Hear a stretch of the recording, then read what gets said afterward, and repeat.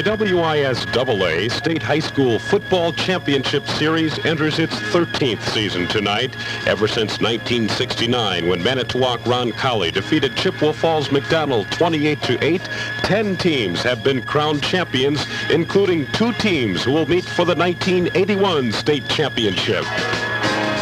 Good evening, everyone. From Titan Stadium on the campus of the University of Wisconsin-Oshkosh, Hayes Callaghan, along with Del Connaughty, raring and ready to bring you this 1981 state championship game between Milwaukee Thomas More and the Marshfield Columbus Dons. On this, the pregame show, we'll be back to talk with the head coaches of both teams, Jim Haluska of Milwaukee Thomas More and Walt Kroll of the Marshfield Columbus Dons, right after these words.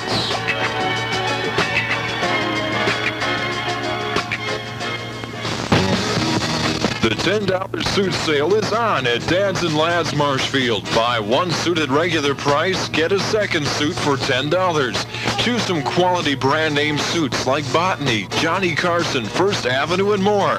Bring in a friend, neighbor, or relative to share the cost and save.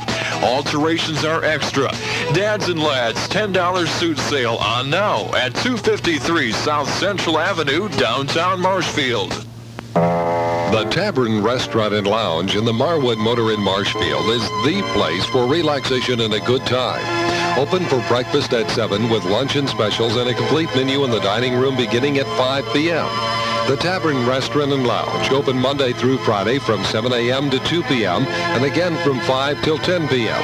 Saturday from 8 a.m. till 2 and Sunday 8 a.m. till 2 and 5 till 10 p.m. Always with excellent food and great times. The Tavern Restaurant and Lounge in the Marwood Motor Inn on Marshfield's north side. Well, Jim, congratulations on making it to the state championship game once again, and it looks like you'll have a rematch of an earlier game this year between the Columbus Dons in a game which you won 17-10. What are your thoughts on this championship game? Well, I think it's a real great honor to play Marshfield Columbus with their good and great coach Walt Kroll. It's the third time we're meeting him, and the last game was a real excellent game from both teams' standpoint. First time we played them about 5 years ago, they just ran us all over the field. So we're looking for a real tough game with a fine Columbus football team. How is your football team health-wise, Jim? I remember watching Tom Bishop and being extremely impressed with him in that first meeting of the year, your fine quarterback down there. And then again, you had to defeat Marquette High, another tough team in that Metro Conference, to get into this ball game. How's your team health-wise, and what's the look for your team coming up in tonight's ball game? Well, we lost one first-stringer, a kid who played both ways for us in the first Marquette game with a dislocated elbow, and he hasn't been able to get back in lineup at all. Other than that, for a few little nicks and bruises, our team is in excellent shape, and we're really fortunate that we came through a tough season with a tough schedule that we played this year, with as little injuries as we had this year. I see. And do you compare this Columbus football team to anyone that you meet in the Metro season after season? Do they follow a certain style of any teams down there in Milwaukee? I think not style-wise, but physically-wise, they're as big and as strong as Marquette and Pius, two of the bigger, stronger physical teams in the league.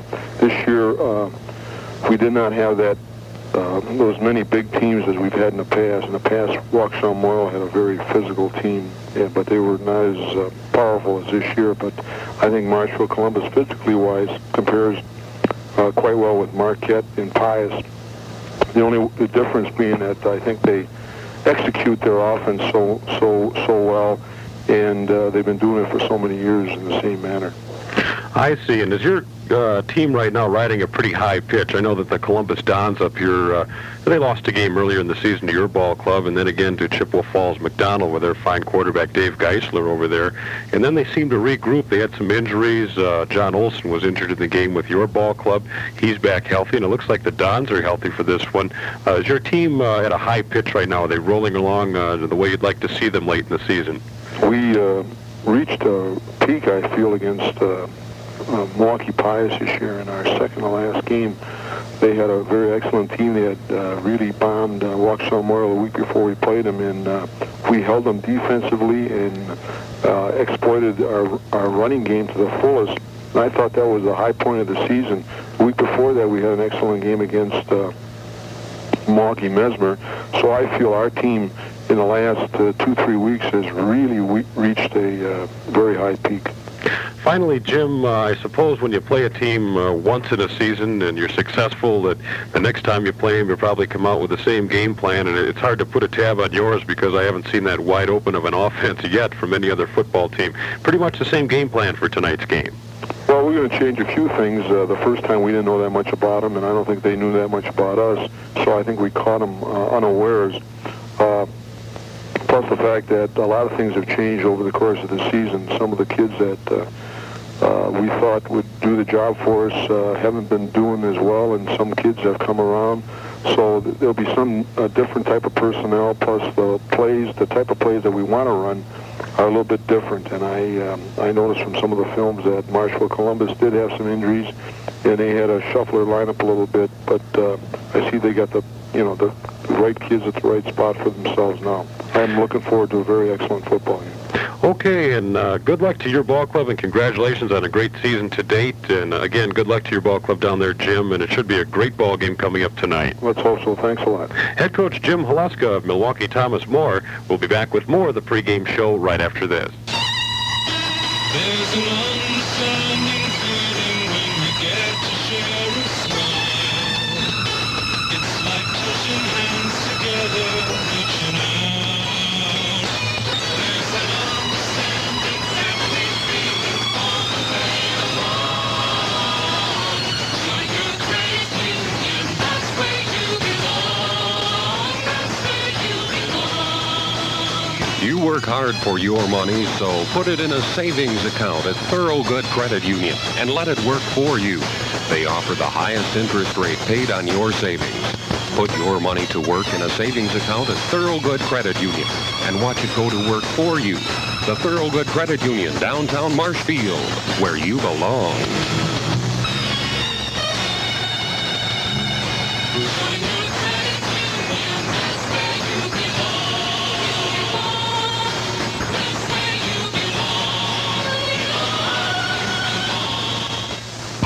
Coach, tonight's the night. It's another state championship football game. Last year, the team prevailed victorious. This year, it's an opponent you've seen earlier this year, Thomas More, a team that defeated the Dons 17-10. The Dons are at full strength, and it looks like a great football game coming up tonight. Well, we certainly feel that way, Hayes. I think it's a contest between the two best teams in the state, and that's what state championships are really all about. Their quarterback, Tom Bishop, in the last ball game proved that he is a formidable opponent and really directed their offense pretty well up here in Marshfield earlier in the season. Any new ideas on how to stop that wide-open offense of Thomas More? Well, certainly they have a very versatile offense, and the night that we played them, their quarterback Bishop had a great night. We weren't at full strength, I will say that, during that contest. Neither one of our defensive ends played at all in the contest, and we simply will have to put a lot of pressure on him and defend them well in the secondary with our coverages. We have a lot of respect for Bishop, of course, but also I'd like to note that we feel very confident that our quarterback, Brian Morgan, is every bit as good as Bishop, if not a lot better. To take a line then from the pep rally on Friday afternoon, Coach, as you say, you're the state champions, and when somebody comes up against the state championship, they have to get the title from the champs. Well, this is true, Hayes. We feel this way, that we like that title of state champs, and we worked hard to get it, and by God, if they want to take it away from us, they're going to have to knock us out, I'll tell you that. And finally, Coach, after we win this game, is there a bowl bid coming up?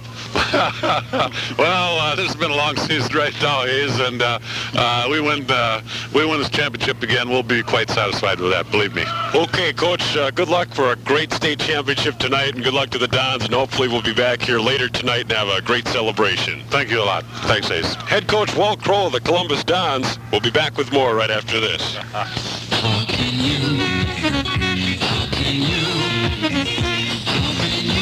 keep your hair looking great? Do you feel your hair looks its best? If you do, you may already be having your hair styled at the Golden Shear Hairstyling and Barber Shop, 144 South Central Avenue in Marshfield. If not, call for an appointment, and you too can have your hair just the way you like it. You'll sleep easier on a Serta Comfort Quilt mattress and box spring from D&R Furniture Marshfield. And you'll sleep easier knowing you got it absolutely free. Yes, it's free with the purchase of any 4-piece bedroom suite consisting of dresser, mirror, chest, and bed. Drop in at D&R Furniture and choose the styling to suit your taste. Then ask about the full-size Serta Comfort Quilt mattress and box spring offer. It's all at D&R Furniture Marshfield. In the 13-year history of the WISAA State Championship, only one team has won back-to-back titles, that being Milwaukee Thomas More back in 1976 and 77. In 76, they defeated Fond du Lac St. Mary Springs 15-14, and in 77, they dumped Springs once again by a score of 23-6. Well, this year, Marshfield Columbus reigns as defending state champs by virtue of their overtime 19-12 state championship victory last year over Waukesha Catholic Memorial. Now the Dons are out to match a feat that their opponent, Milwaukee Thomas More, is the only team to have, that being back-to-back state championships. Stay tuned as the kickoff of the 1981 WISAA State Championship game comes your way in just a few moments right here on AM 1450 WDLB.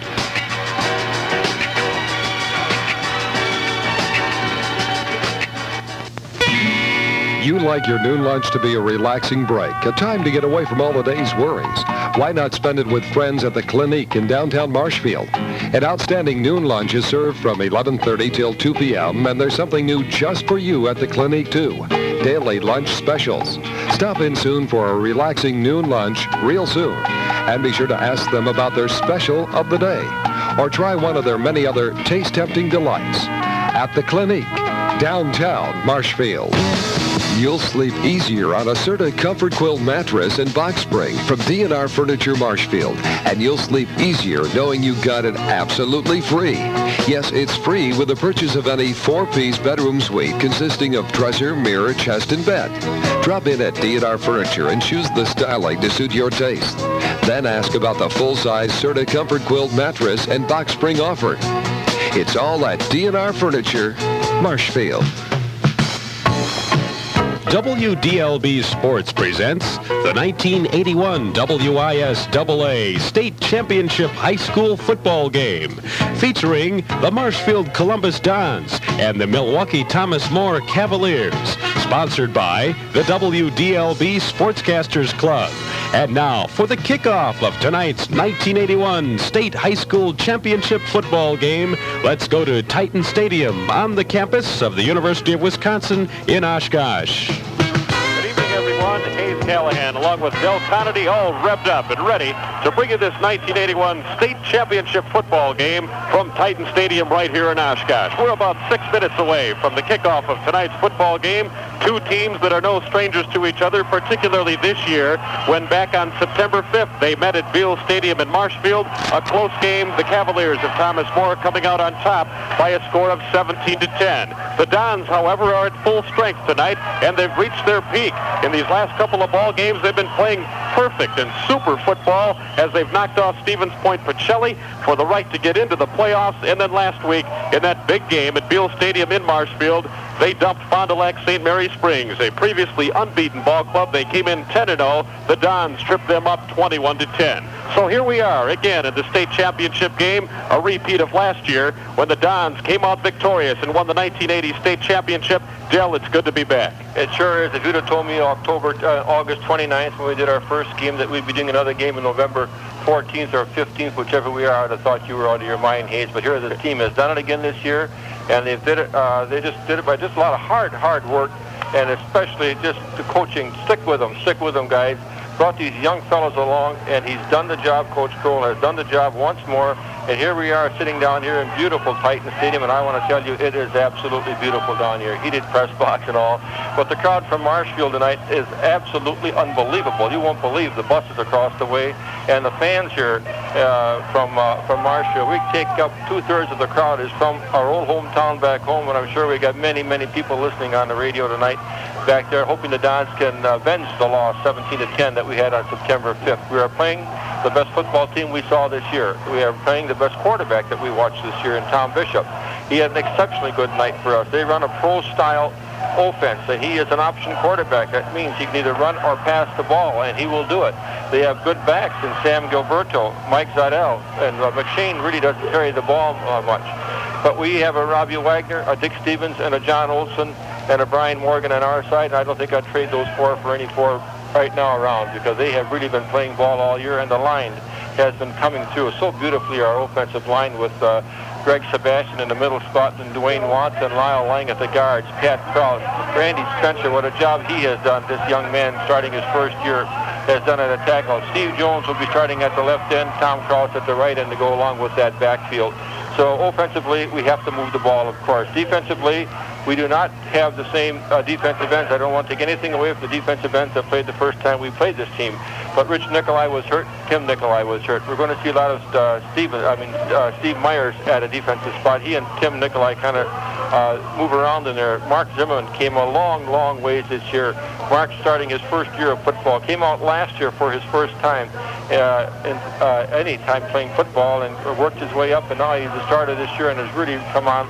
Jim Kerr has done an outstanding job in the middle. Pat Mansell has been moved to the linebacker now, where he was intended to be, and is doing a good job. He's along with young sophomore Al Griffentraug. What a job he has done. John Rasmussen is the buck back, you might say, or the roving back. Dick Stevens at the left corner. Jim Blozinski at the safety. Rick Clone at an end. So we've got a little bit different defensive team than we had the last time we played these two teams. I think in the bind, you might even see it late in the game, he could even put Olsen back there if he really thought they were going to pass. He has not wanted to use John Olsen on defense because of the bad shoulder. That shoulder can go any time, and that's why he is not playing that safety spot on defense. But we need his versatility on offense is so valuable to this ball club. Thomas More, Hayes, they've got the same backfield we noticed in the starting lineup as Tim Bishop, about a 6'3", 185-pound senior quarterback, and he is a good one. And this Gilberto, he's the guy that gained a few yards against us the first time we played. He carried the ball 10 times for 52 yards in the first meeting of these two teams, and he is a fullback. He's a 165-pound kid, and he is fast. He's very well built. Zidell is a 155-pound back. Doesn't sound like much weight, but they've got that speed to go. They got two ends. Now, one end, Chris Schmidt is starting at an end. He could be smart. He's a 175-pound senior. He did not start the first game. Lebecki did start the first game against these two teams. But Maslowski and then at that time caught 4 passes for 48 yards against us in the first meeting of these two teams, and he is not scheduled to start this game. Tom Krause had a big night. He caught 8 passes in the first meeting for 77 yards in the first time we played this team. In that game, Brian Morgan attempted 18 passes, completed 12, and had 1 intercepted. And it was one of our more lucrative evenings for passing of the year in that game, because we have not passed like I thought we would this year. But the running game has been working so well of late, we haven't had to pass that much. But I think if your running game is really going, it'll make our passing game more effective. You know, it's nice to have John Olsen back for this ball game, Del. He's the fastest player on the team. They all will tell you that. And, of course, lately, he's been running these long routes, and he hauled in a touchdown pass in the last ball game. If you recall, on the first play from scrimmage in that game against Springs, he also did a down and out, and the ball hit him off the helmet. He turned around just a split second too late. So it's sure nice to have him running those fly patterns. And, of course, you've always got Tommy Krause around the middle, and you've got the other ends out there that alternate and do such a fine job. Tony Pickler, Steve Jones, Johnny Rasmussen, and, of course, Tom Krause, as they bring in the plays for the Columbus Dons time after time. Walt Kroll calling the plays on the sidelines, done just a superb job. He is the CWCC Coach of the Year. Okay, Hayes. Okay, go ahead. I was just going to say the record's 9-2 on the year. Of course, everyone knows that the Dons have lost to Thomas More 17-10, and again they lost to Chippewa Falls McDonald 21-14. But not many people know who Milwaukee Thomas More lost to. That's because they lost to a team that was out of state, Joliet Catholic of Illinois to be exact. They lost that ball game 20-15. So in Badgerland, they're unbeaten. That's right. As far as their season goes, they're 9-1, and they are ranked number 1 in the state. The Dons, however, the defending state champs, they're out to get that title again. Okay, Robbie Wagner with a 6.25 average per carry. That's for all the games. contrary to what you might read, he did not pick up just a little over 1,000 yards. He picked up 1,133 yards and 181 carries for the year. Dick Stevens is averaging 6.90 for the year, 905 yards and 131 carries. And John Olson has carried the ball just 26 times for 145 yards, but that gives him a 5.57. The Columbus Dons will be kicking off to Thomas More. So we'll be testing. They'll be testing our defense, and we'll be seeing what we can do right at the start of this game. We're all set to go, and boy, I'll tell you, it's going to be a fun night. It really is. And Dick Stevens is out there conferring with the official right now, who's starting to run away from Dick. Dick's got the ball all teed up. Kind of strange. Last week in Marshfield, we had 5 officials. Down here for the big game, we got 4. There'll be plenty, that's for sure. Okay, back deep to receive. Sam Gilberto, the regular fullback, and Mike Zidell. Dick Stevens ready to address the ball. He puts his toe into this one. This will come down right across the middle to Zidell on the 8, to the 10, to the 15, swinging wide to the right, over the 20-yard line, and at the 27-yard line before he's tackled by a host of Dons down there. That is where the Cavaliers of Milwaukee Thomas More will take over. Sean Morgan, Dick Stevens in on the tackle. So it'll be first down and 10 for the Cavaliers at Milwaukee Thomas More. Ball spotted exactly between the 27 and the 28-yard line, their own 27 and 28. And the 1981 WISAA State Championship football game is underway. The quarterback, once again, Tom Bishop. He's a beauty, just a beauty out there. Takes the first snap, goes to Gilberto off left tackle. Gilberto up over the 30 to the 34-yard line. Be a pickup of about 7 on the play. Bring up a second down and 3. And Thomas More off the ball right away, picking up big yardage here on their first play from scrimmage. Well, he was kind of slowed down at the line of scrimmage, but he just broke away from the tackle and away he went. The play was brought in by Mark Borello. Now they're going to alternate their ends as well. I believe this happened earlier in the year, too. All set to go. Wade Lebecki split wide to the right. There's the scoop out on the left side to Zidell, trying his luck on the left, and he gets smothered under by a number of Dons on about the 35-yard line, maybe a pickup of 1. It'll bring up a third down and 2. What a play by the defense on that side over there, I'll tell you that. They got Pat Krause was even strung way out there, but Kim Nikolai did a job over there at the defensive end. Well, they wanted to go over the left tackle. It was all plugged up, so they tried to take it wide, and the defense forced him right down. So here we go, third down, 2 yards to go. The ball on the 36-yard line. There's a mix-up in the backfield as Tom Bishop did a 360 spin, but nonetheless, he brings the ball up to the 40, and it'll be a first down and 10 for Milwaukee Thomas More. Looked like he wanted to hand that ball off, Dell. He sure did. Turned around, nobody was there, and then he had to take it himself. Now, we got no penetration that time. A little penetration would have helped. We could have put him for a loss. So first down and 10. The Cavaliers moving. First and 10 from their own 40-yard line. Beautiful facility here at Titan Stadium in Oshkosh. All set to roll. First and 10 from the 40. Tom Bishop at quarterback takes the snap, hands off right away to Gilberto. Gilberto spins over the 45 and gets up close to midfield. He's a good runner. He should have been hit earlier than that, but that's the way we're going to start. There's a lot of tension down there right now. Gilberto was up close to midfield. They call it a second down and 1. Almost got another first down on that play. They're getting good blocking at the line of scrimmage, and these backs are quick. They're not heavy, but they're quick. Second down and 1, just shy of midfield. Tom Bishop with Wade Lebecki split wide to the right. He'll go back to pass, throws it across the middle. It's intercepted. Intercepted by Ricky Poe to the 35-yard line, and the Dons will start over with their defense, giving them the ball here in the early moments of this 1981 state championship football game. What a play by Ricky Poe. A big interception for the Dons. They'll spot the ball on their own 36-yard line, and that's what we'd like to see, Dell. You betcha. What a heads-up play. The Dons were figuring pass. They were trying to be cute, second down and short yards, and it was a good call. But we were playing heads-up ball and got it. Ryan Morgan on the quick snap, fades, gives off to John Olson, squirts to the middle of the line and picked up a couple of yards. Call it second down and 8. That play really has not worked too well for us this year, and I don't know why. It's a kind of a counter play. In other years, it's been a very good play. The ball spotted now on about the 37.5-yard line, up close to the 38.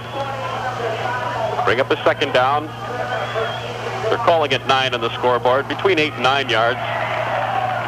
All set to go now. Steve Jones split wide to the left. John Olson in motion from left to right. Bryan goes back to pass. Hits Olson. Oh, and he overshot him on the left side.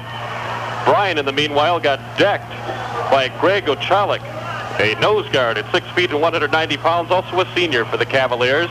Could have picked up a few yards had Brian got the ball to him, but it was overthrown. It was behind him a little bit. Tom Kraus brings the new play in. John Rasmussen checks out. 9 minutes exactly to go first quarter. No score from Titan Stadium.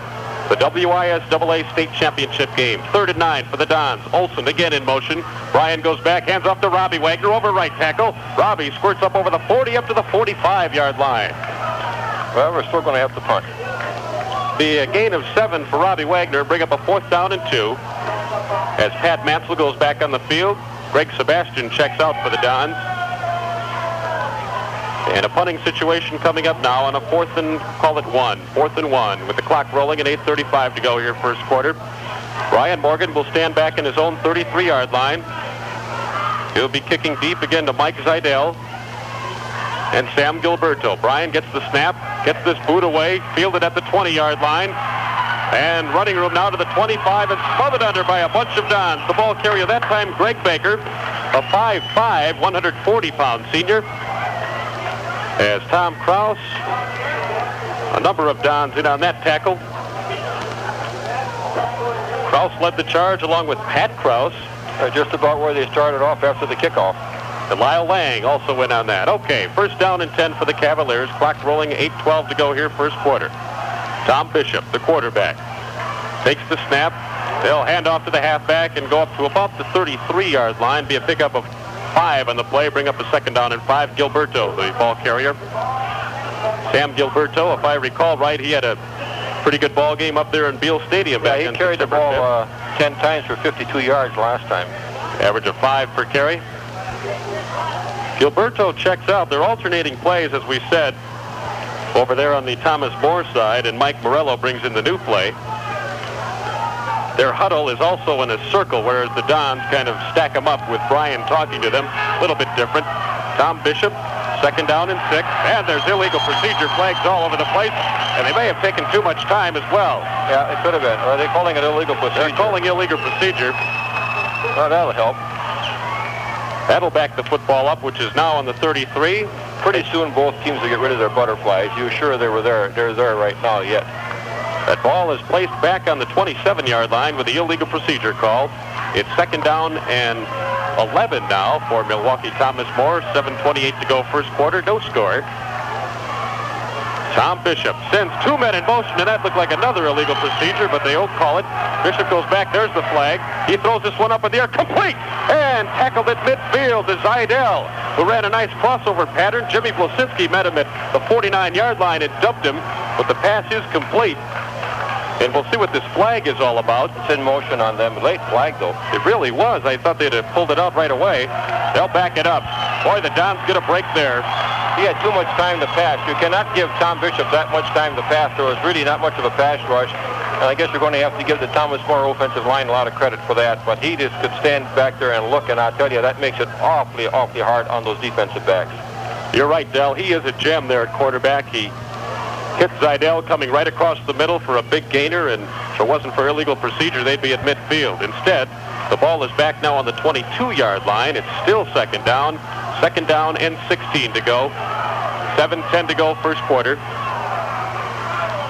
Bishop all set with this one. He'll hand off in the backfield to Gilberto, spinning away from 1 down and takes it up to the 30-yard line. Be a pickup of 8 and bring up a 3rd down and 8 now. 3rd down and 8 for the Cavaliers. Boy, the Dons would like to stop him here back in their own territory. And he was kind of arm tackled at the line of scrimmage, but you aren't going to arm tackle that kid. He's too quick. The Dons could get some good field position if they can just hold things steady right here. 3rd down and 8 from their own 30 for the Cavaliers. They give to Gilberto, and the Dons nail him back behind the line of scrimmage. Mark Zimmerman did the job there. Zimmerman with help from Pat Kraus. Richie Nicolai had his hand in on that play as well, and that one is stopped cold at the line of scrimmage, and it's 4th down and 8 for the Cavaliers. Be interesting to see if we try to handle the punt after last week. 4th and 8. They'll have to punt the football away. The punter is John McShane, standing back on his own 18-yard line. Jimmy Blasinski back deep for the Dons on his own 42. McShane gets the snap, takes a bounce. This one spins up spiral style. Jimmy calls a fair catch at the 44. The Dons will start over. 1st down and 10 at their own 44-yard line. 5 minutes, 57 seconds to go here, first quarter. Still no score from Titan Stadium in Oshkosh. Two teams that have been in this championship game before. Milwaukee Thomas More, as we said, winning back-to-back titles in 76 and 77, and the Dons, the defending state champions. Greg Sebastian over the ball. Brian Morgan ready at quarterback. Quick snap. Brian fades out to the right. Gives to John Olson, and he's swarmed back at the 40-yard line. I think it's going to make them conscious of John. That's for sure. There's no question about that. And it's going to open up the middle after we get going in this game. So don't fret too much about him not gaining those yardage on that or losing yardage, because I do think we're kind of set something up. It'll be a loss of 4 on the play. Back to the 40 now. Second down and 14 for the Dons. 5.5 minutes to go, first quarter. Brian takes another quick snap. This time again, he hands off to John Olson. Olson gets over the 40 to about the 42-yard line. It'll bring up a third down and 12. Trying the left side of that Thomas More line and not having too much success as yet. I sit here and kind of wondering what we're trying to do, our setup. I'm sure Mr. Cole has something in the back of his mind, and I'm not really ever going to try to second guess him. Dick Stevens hasn't carried the ball yet, and Robbie Wagner just once, and that was on third down and long yardage. 3rd and 12. Brian goes back to Robbie Wagner. He's got a couple blockers in front of him. Robbie at midfield, and he's down there at the 50. He's carried the ball twice, once for 7 yards and once for 8, so we may have to try to give him that ball on first or second down sometime. It'll bring up a 4th down and 4 for the Dons. Inevitably, they'll have to kick that football away with 4 minutes, 38 seconds to go here in the first quarter. If you just joined us, still no score from Titan Stadium. The 1981 WISAA State Championship game, Milwaukee Thomas More and Marshfield Columbus. Brian Morgan back to punt, standing on his own 38-yard line. There's the snap, a good one. Brian gets this football away. Nice spiral down at about the 18-yard line. Fielded on the 18, up to the 20, to about the 23 of the Dons, with Pat Matzel leading the way. Stop the ball carrier out there. Greg Baker once again fielding that punt for Milwaukee Thomas More. And the Cavaliers will start over. First down and 10 from their own 23. Well, we're getting good coverage. There's no run back on these plays. I'll tell you, these two teams are pretty evenly matched. I think we saw that the first time around, and it just might be a field goal or a big mistake that's going to win this ball game. 4 minutes to go, first quarter. Tom Bishop over the ball for the Cavaliers. He'll take the snap, hand off to Gilberto. Gilberto gets up over the 25 to the 28-yard line. Call it a pickup of 6 and second down and 4 on the play. 2nd and 4. Milwaukee Thomas More and Marshfield Columbus, each with a couple of possessions. No one, however, has been able to get into pay dirt as yet. 0-0 with 3:35 to go first quarter. Cavaliers break the huddle. Again, Bishop with a second down and 6 from his own 27. Spins. They'll go end around to Wade Lebecki. Lebecki gets up to the 30-yard line, and he's snuffed out of there by Ricky Plone. Wade Lebecki came around from the right side, from right to left that time, and an end around, and Ricky Plone stood over and guarded against that. They'll spot the ball on the 29-yard line. Call it third down, and 6 yards to go from the 29. 3 minutes exactly to go here first quarter. Big third down play for the defense of the Dons. 3rd and 3 from the 29 it is. There's flags in the play. You betcha. The quarterback was in motion that time. He jerked up his head. Gotta be.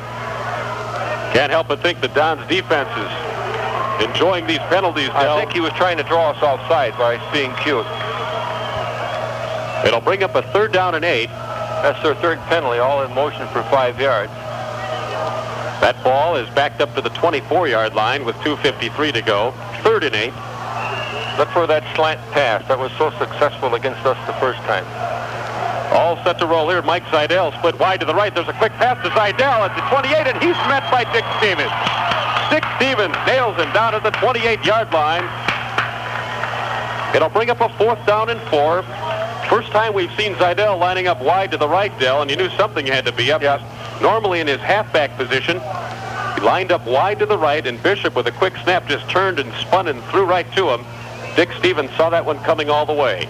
2:20 to go first quarter. 4th down, 4 yards to go. It's a punting situation. Back to punt, John McShane standing on his own 18. Low kick, takes a bounce just shy of midfield. Jimmy Blasinski stands out of the way. Now it's going in the Dons' favor, and finally down to the 39-yard line. So Brian Morgan, Greg Sebastian, and the rest of the Dons offensive unit will now take over with the ball. First down and 10 from their own 39-yard line. 2 minutes, 7 seconds to go here in the first quarter, and still no score from Titan Stadium. Well, let's see if we give the ball to Dick Stevens this time.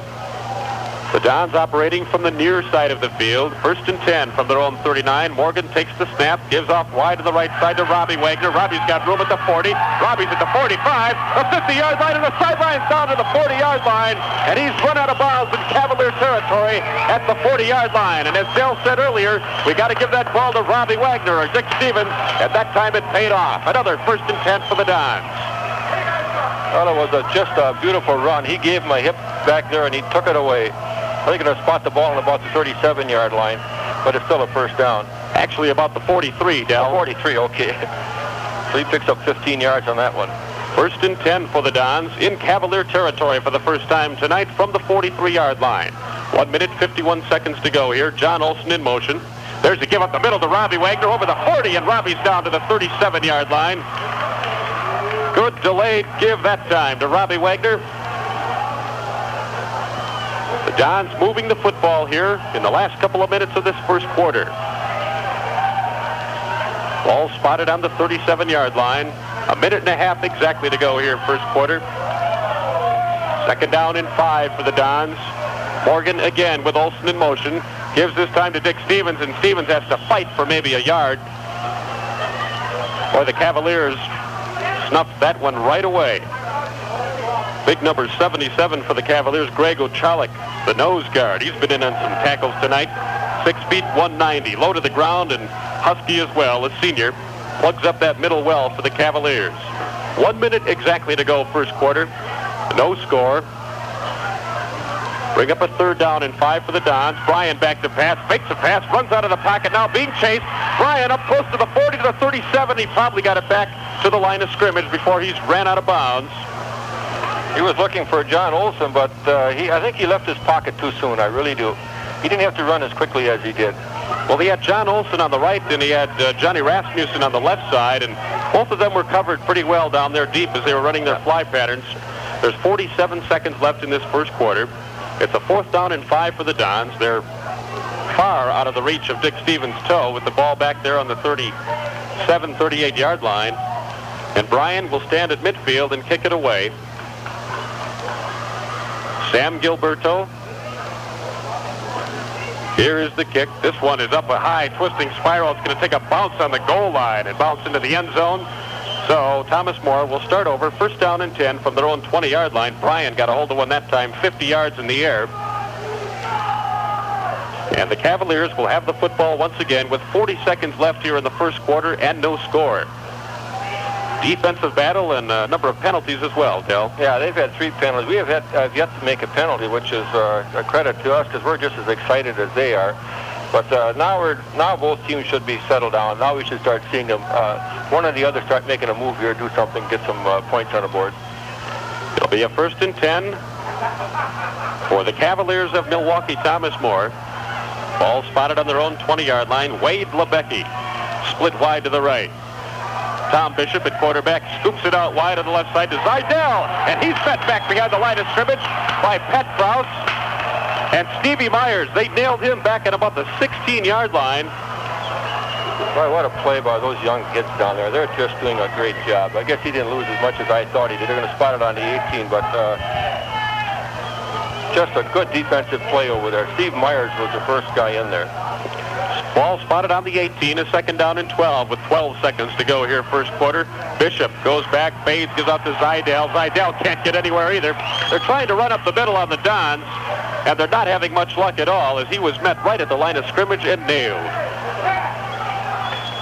Steve Myers will come over on the sidelines, chat with his head coach, Walt Kroll, and that'll be it at the end of the first quarter. So at the end of one quarter of play from Titan Stadium, it's Milwaukee Thomas More nothing and Marshfield Columbus nothing. Members of the WDLB Sportscasters Club include Shaw's Wrecking Yard, located just 2 miles south of Marshfield on Highway 13 and a quarter mile east on Mill Creek Drive. Used auto parts at big savings. Wall-to-wall, no job too big or too small. Wall-to-wall covers them all. Dealer for Mannington and Congolium Flooring. Professional installers at 102 East 4th Street. Call 387-6685. Green Roof Building Center located at 101 North Beach Avenue in Marshfield. Your complete building supply center with B&K Builders plan and design service available. See Ken Staub, Bob Aschenbrenner, or Gary Oswald.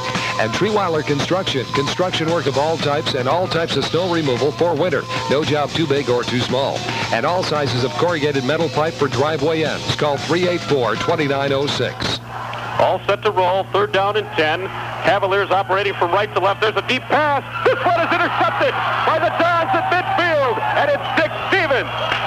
Boy, oh boy, they had Mike Seidel again running that pattern on the right side. He got far away down to midfield, and Dick Stevens ran step for step, leaped up, grabbed that football out of the way, and the Dons have 2 interceptions tonight. Ricky Plone doing the honors the first time, Dick Stevens this time. The Dons will start over with the ball on their own 49-yard line, 1st down and 10, and what a big play to start off this second quarter. You bet your sweet baby.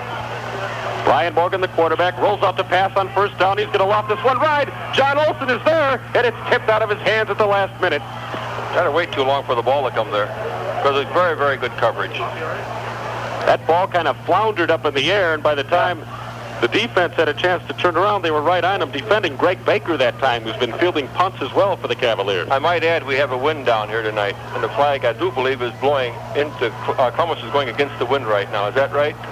On your side over there? Can you see the flag down there? Yeah, that's exactly right. If it's not blowing from behind us. Here's the next play. This is Robbie Wagner taking the ball up over midfield for about 3 yards as he's dumped in the 47-yard line. 11 minutes, 25 seconds to go here in the first half of play. Still no score from Titan Stadium. First period, they picked up 37 yards. The Dons picked up 39 yards, so that's just how close this thing is. 3rd and 7 for the Dons from the Cavalier 48-yard line. Steve Jones in with a new play. Tony Pickler checks out.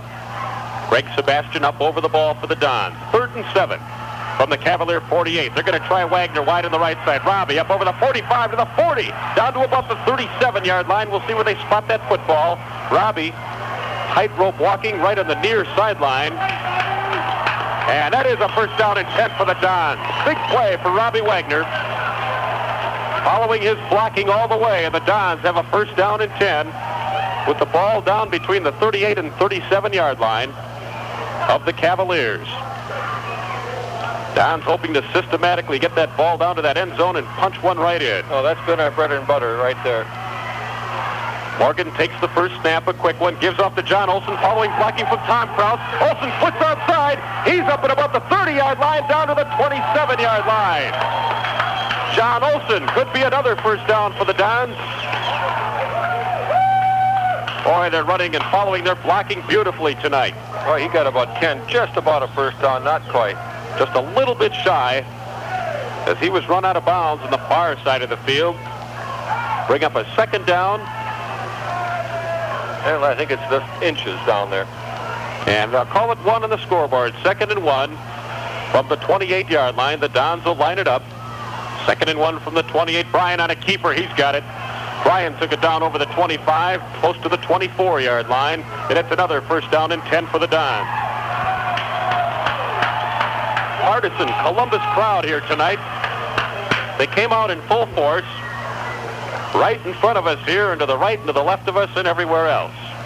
Titan Stadium, most of your seats are right in front with a couple of token bleacher stands on the far side, and no one over there. 10 minutes, 5 seconds to go. 1st and 10 from the 25. The give to Robbie Wagner. Cuts back inside, and Robbie can't find much room that time because he got back maybe to the line of scrimmage at the 25. It'll bring up a 2nd down and 10. Well, it just wasn't there. It took a little bit longer for that play to develop. That was part of the problem. Coach Kohler, of course, is sending in every play. We got John Rasmussen coming out and Tom Kraus going in with the new play.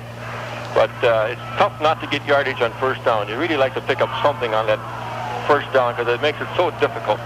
The Dons are moving on this drive. It's a 2nd down and 10 from the 25. 9.5 minutes to go, 1st quarter. Straight up the middle. Dick Stevens trying to plow for some yardage, and he may have got a couple of yards in the play before he's blown back behind the line of scrimmage, and they'll probably mark it up close to the 23.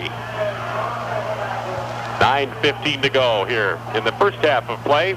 On an ordinary night, without this wind, we could be getting within field goal range, but I doubt it tonight because the ball would be packed. It'd be a 40-yard field goal if we had to kick it from here. 3rd and 9. They'll call it with the ball spotted between the 23 and 24, and Brian wants to come over to the near side and talk with head coach Walt Crow. I'll take a timeout here. I wonder, Del, if Brian comes over to the sidelines now, does he talk with the coach? If he sees something in the defense, can he confer with Walt, maybe have an idea about a play, or is Walt pretty steady? Walt will listen to him. Definitely, and especially Walt's quarterbacks. Any kid that ends up playing quarterback for Walt Crow, number one, he's got all the respect for his football intelligence, and number two, he'll listen to the kids, and I think that's one of the reasons he gets so much respect from. You can sit down and talk with Walt, and if they got an idea, and if they think it might work, he just might let them go with it. And I think it kind of encourages the boys out there, too, because they know what's going on and who they might be able to handle. So we'll have to see what transpires here. Brian back in the huddle now. It is a big play for the Dons. 3rd down and 9 from the Cavalier 24-yard line. They could even be within distance of Dick Stevens' foot, but we'll wait and see. It's going to be a 40-yarder from there. I've seen him come close to those. We'd rather see him get close. Here's the play. They're going to sweep it to Robbie Wagner on the right side. Robbie down to about the 20-yard line. It'll be a pickup of 4 and bring up a 4th down and 5. So we'll see what the Dons do now. It'll bring up a 4th down and 5. They're going to try it because Sebastian came out. Okay. You get Pat Krause will snap. He snaps the ball on any extra point field goals and punts. So it's going to be a 37-yard field goal attempt. Okay, Dick Stevens.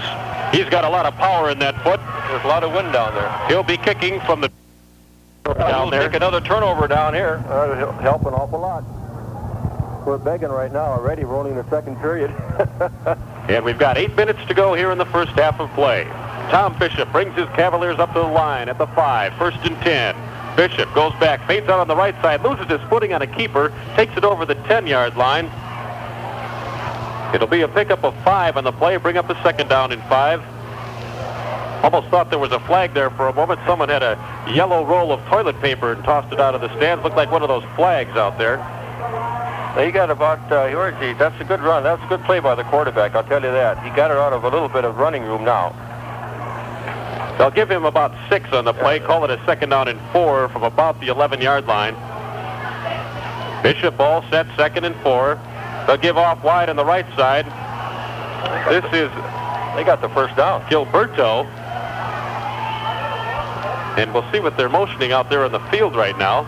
It is a 1st down and 10 for Milwaukee Thomas More. 1st and 10. He got 6 yards on that run. We had him in a jam, but we're letting him get out of it now. That ball is out to the 18-yard line. 1st and 10 for the Cavaliers from the 18. Bishop on 1st and 10, goes back, fades off on the right side again to Gilberto, and he takes this one up close to the 30, about the 28-yard line. Yeah, their line of scrimmage right now, their offensive linemen are doing a number on our defensive linemen right at this minute. They're really doing a job. That could be another 1st and 10. It is. Yeah, he got 10 yards on that. Another 1st down and 10 as he got his way all the way up to about the 29-yard line. That Gilberto can really pound out the yards. He's a fine running back for the Cavaliers. Marching out of dangerous territory, 1st and 10 now from their own 29-yard line. Bishop gives quick up the middle to Gilberto, and he's met hard. Young Al Grippentrog. Al Grippentrog just hung that guy and took him right down, pulled him right around. Grippentrog, the only guy, met him head on and just nailed him there. That ball now at the 29, it'll be no gain. However, he did progress about a foot on the play. They'll still call it a 2nd down and 10 from the 29. With 6:24 to go now, clock rolling here in the first half of play. Those are the guys that have to fill, are the linebackers. You know, they have to fill in there because your linemen got so many guys blocking you. They're going to take a timeout now. I think maybe he was hurt a little bit, this Sam Gilberto. He wanted out. Now he's bending over on the sidelines. He got whacked up that time by Grippentrog. Grippentrog really nailed him, and Al Grippentrog has been coming on real strong in these last few ball games. Dell, he had that big tip of a pass last week when Fond du Lac Springs was rolling, and that really helped the Dons out. 2nd down and 10 from their own 29 for Thomas More. This time Bishop will go back to pass. Pat Cross on a furious rush, and they nail him with Zimmerman back there behind the line of scrimmage on about the 25-yard line. The Dons with a charged-up defense. Boy, Zimmerman in there. Boy, I tell you, that Pat Krause has been playing with just unbelievable abandon the last 6 weeks. Krause forced Bishop out of the pocket. He had to run on the right side, and it was there that Zimmerman met him and spun him down at the 25. It'll bring up a 3rd down and 14 now from their own 25-yard line with 5:36 to go in the first half of play. Still no score. Bishop wants a timeout. So the Cavaliers of Milwaukee Thomas More will take a timeout. We'll keep it right here, however. Sometimes these timeouts don't last as long as we expect. Yeah, that's right. We might get back on a little bit late. We don't want you to miss any of the action. A big fan following here from Marshfield in front of us, Dell, and they've been kind of silent in the last couple of minutes. Well, we just haven't got on track yet. We've had a couple big plays, you might say. Robbie Wagner has ripped off a few runs, one of 7, 8, 18, 6, 3, Ken. Then he was held for nothing, and then 3 yards, and at times he's carried the ball. We just haven't hit on any passes. We've tried 2 passes. It's been a dog-eat-dog battle down there. It's really tough in the trenches tonight. And 2 evenly matched teams. At the last time we played, at the end of the first period, the score was 3-3.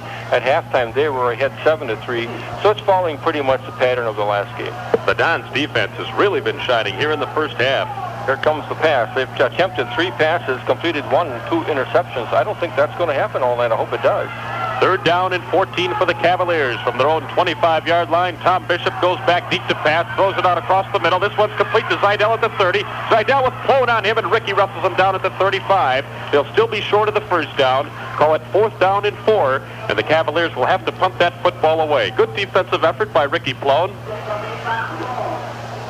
So we're expecting a punt here. You never know when they're going to pull something fancy, but I doubt they will in this championship game. They know they're up against a tough opponent in the defending state champion Marshfield Columbus Dons. 5 minutes, 5 seconds to go here in the first half. Back to punt is John McShane, standing on his own 22. McShane fields a high snap, gets this one away. Again, a low kick. Fielded by Blasinski at the 32. Jimmy at the 35. Jimmy at the 40. And Jimmy is wrestled down to the ground at the 40-yard line. Sam Gilberto tag teaming on defense now in there on the stop. And it'll be a 1st down and 10 for the Dons from their own 40 with 4 minutes, 51 seconds to go here in the first half. We've had really excellent field position. We can't complain on that. Now we have to start taking advantage of this excellent field position. 60 yards away from a TD. 4:40 to go here in the first half. Brian Morgan brings the team to the line. He'll take the snap, give to Robbie Wagner, following Lyle Lang and Dwayne Wanta. Robbie up over the 40 to about the 43-yard line. Call it a pickup of 3 in the play. 2nd down and 7 for the Dons. Under 4.5 minutes to go here in the first half of play. So the first time we played, Dick Stevens only carried the ball. I think it was 5 times. I've got that with me tonight. Yeah, we have it here 5 times.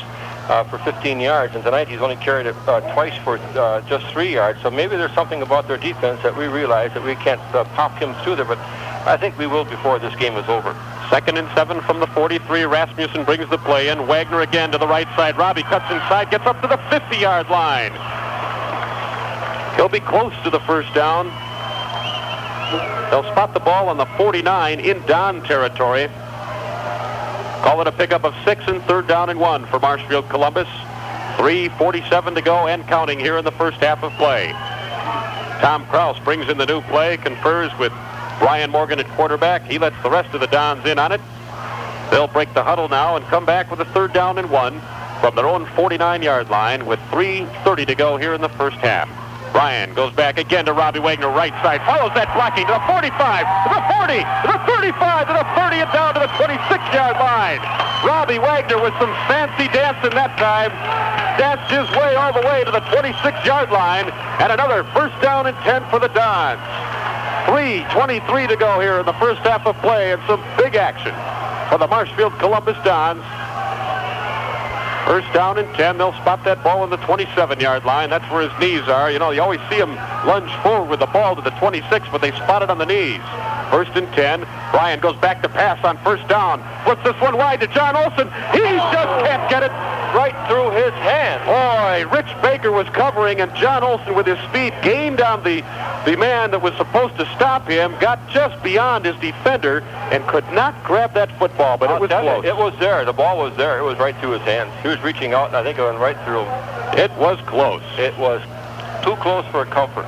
2nd down and 10. I saw 7 points there. At least 6.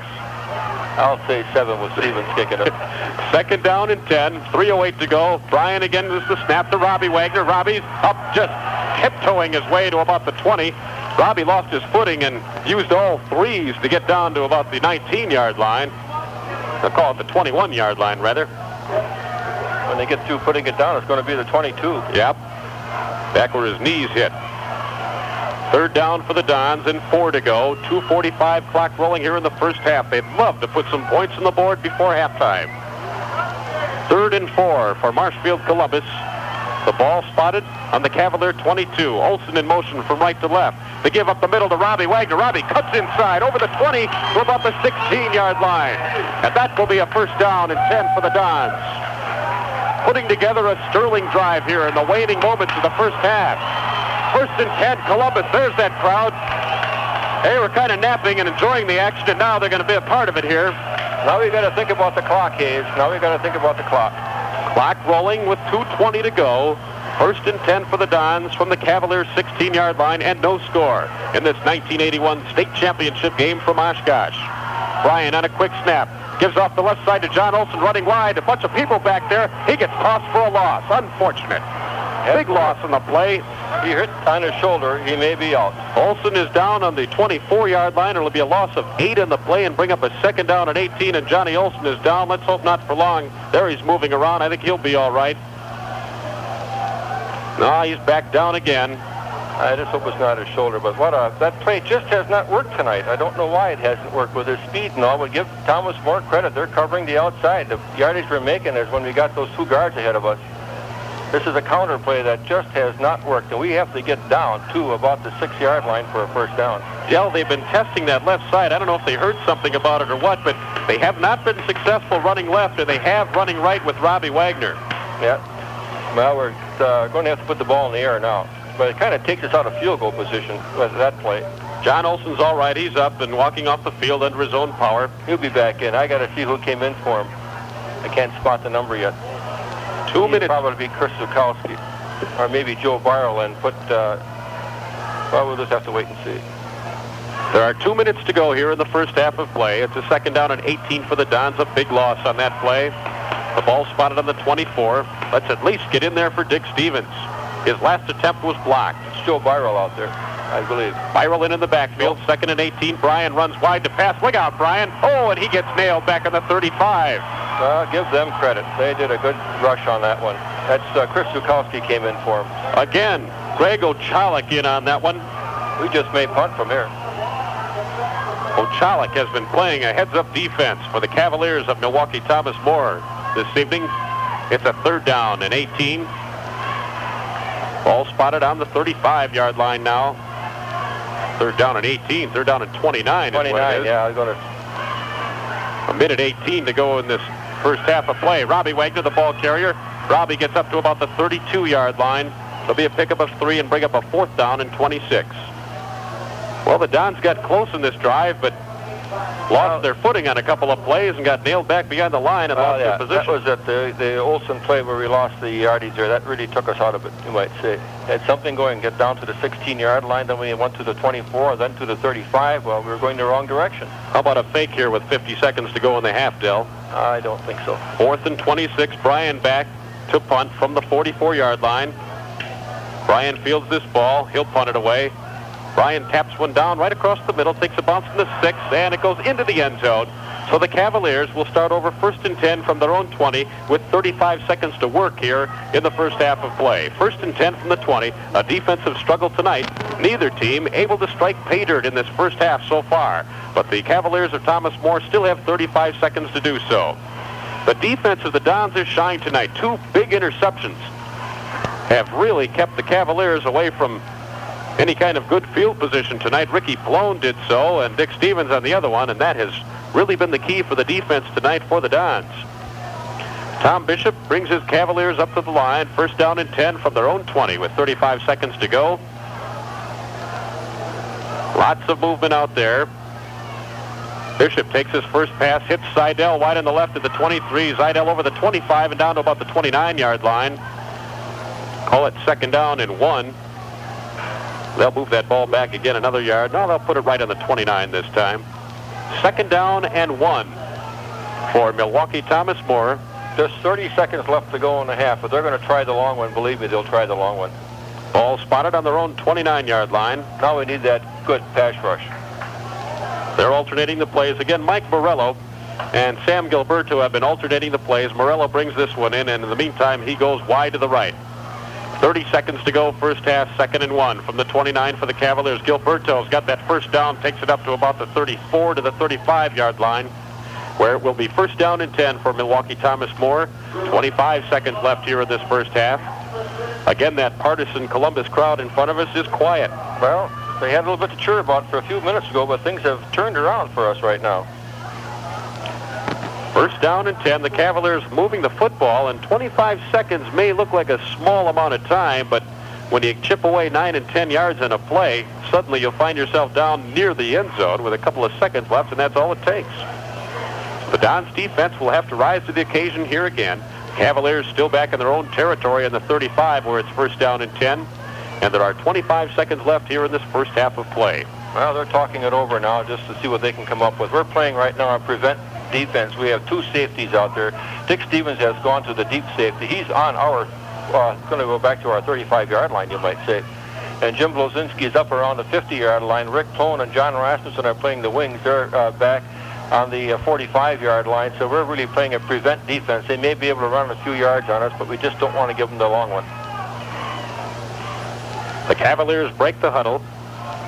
Tom Bishop will be the quarterback. They'll split Paul McShane wide to the left. He's the flanker. 1st and 10 from their own 35. Bishop back to throw. Looks on the right side. This one's complete to the 40, up to the 45-yard line before Johnny Rasmussen knocks the receiver out of bounds on the far side. We'll see who the receiver was out there. I think that was Zidell again. It was Mike Zidell on the far side. So the Cavaliers, that stops the clock. With 19 seconds to go here in the first half, and the Cavaliers have this football up on their own 46-yard line, and they're moving with it. It's another 1st down and 10. He's been hitting the sidelines, and this kid knows how to hit the sideline. The kid at the sideline does a fine job. 1st and 10 for the Cavaliers from their own 46-yard line, 19 seconds shy of halftime. Bishop back to throw again, runs out of the pocket. He gets nailed. Pat Krause, one of the Dons, in on the tackle, along with Zimmerman. And Zimmerman and Krause teaming on the defense that time as they dump Tom Bishop back in his 44-yard line. And that'll do it. At the end of the first half, there's no score from Titan Stadium. It's Milwaukee Thomas More nothing, Marshfield Columbus nothing.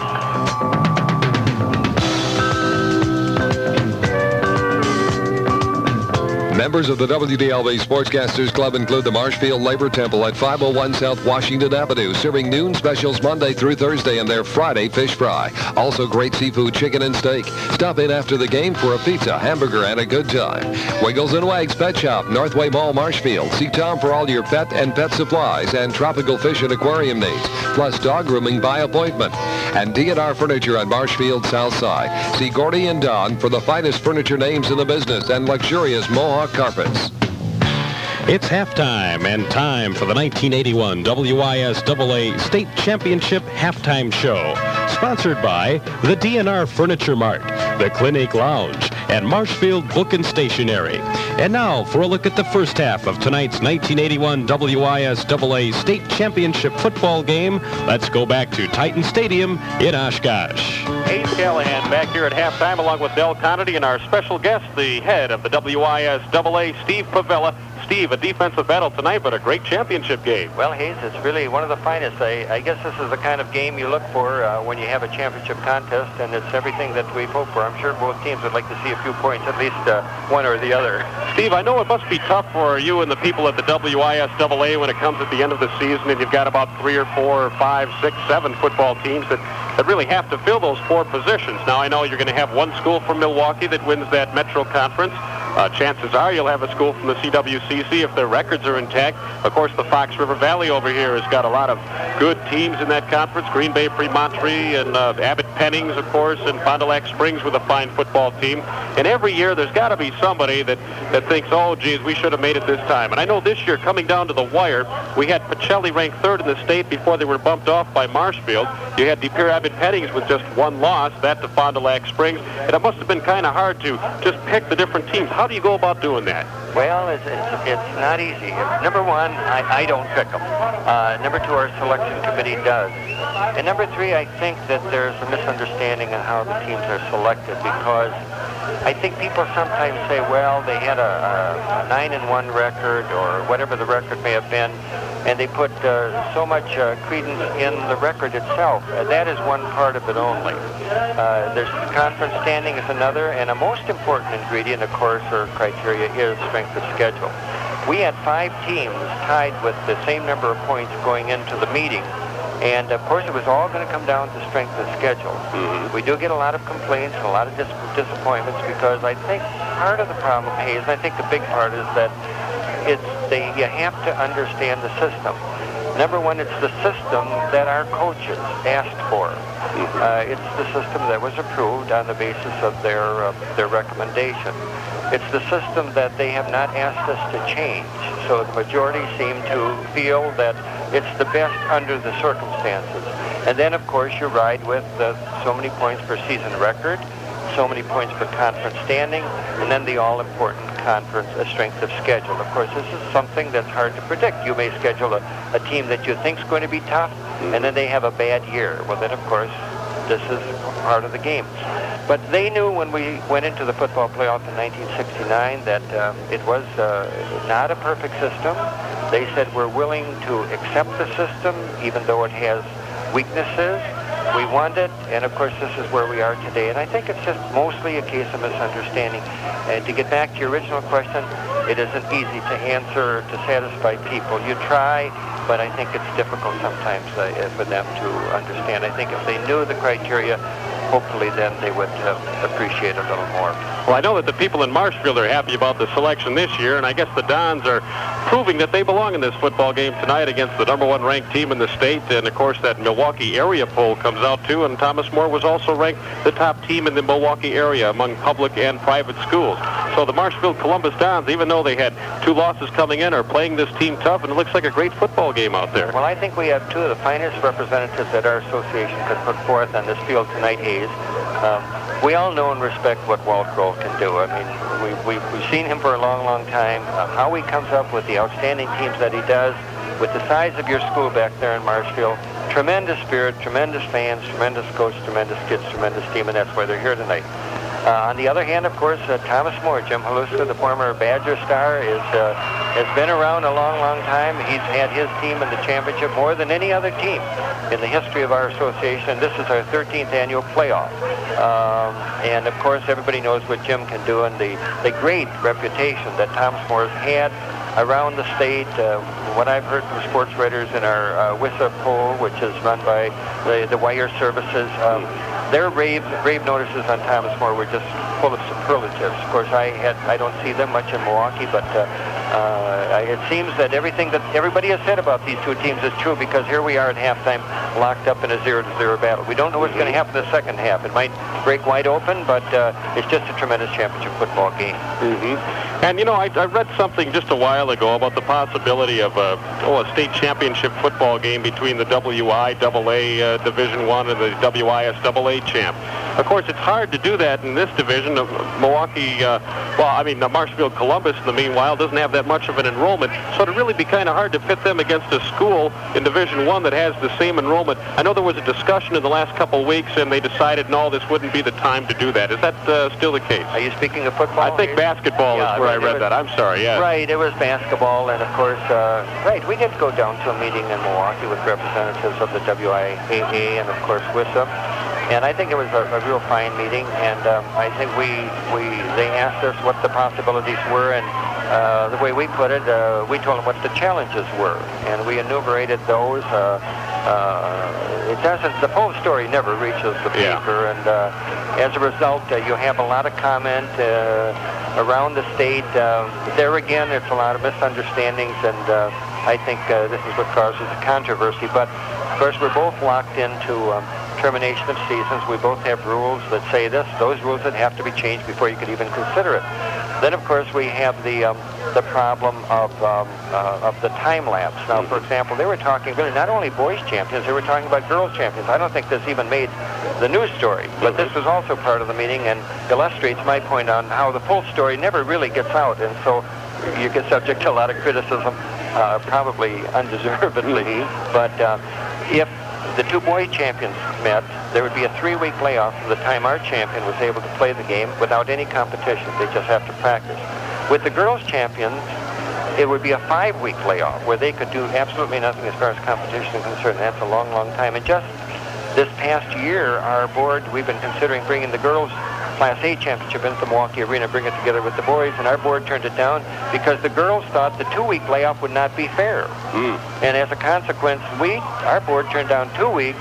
Now we're talking about 3 and 5 weeks. And then, of course, not without mentioning the spring sports. And, of course, here again, it would be a long, long layoff, and the coaches in the spring sports would not be too happy because basketball would be getting the emphasis or overemphasis, whichever the case may be. It'd be a lot like probably reversing the tables.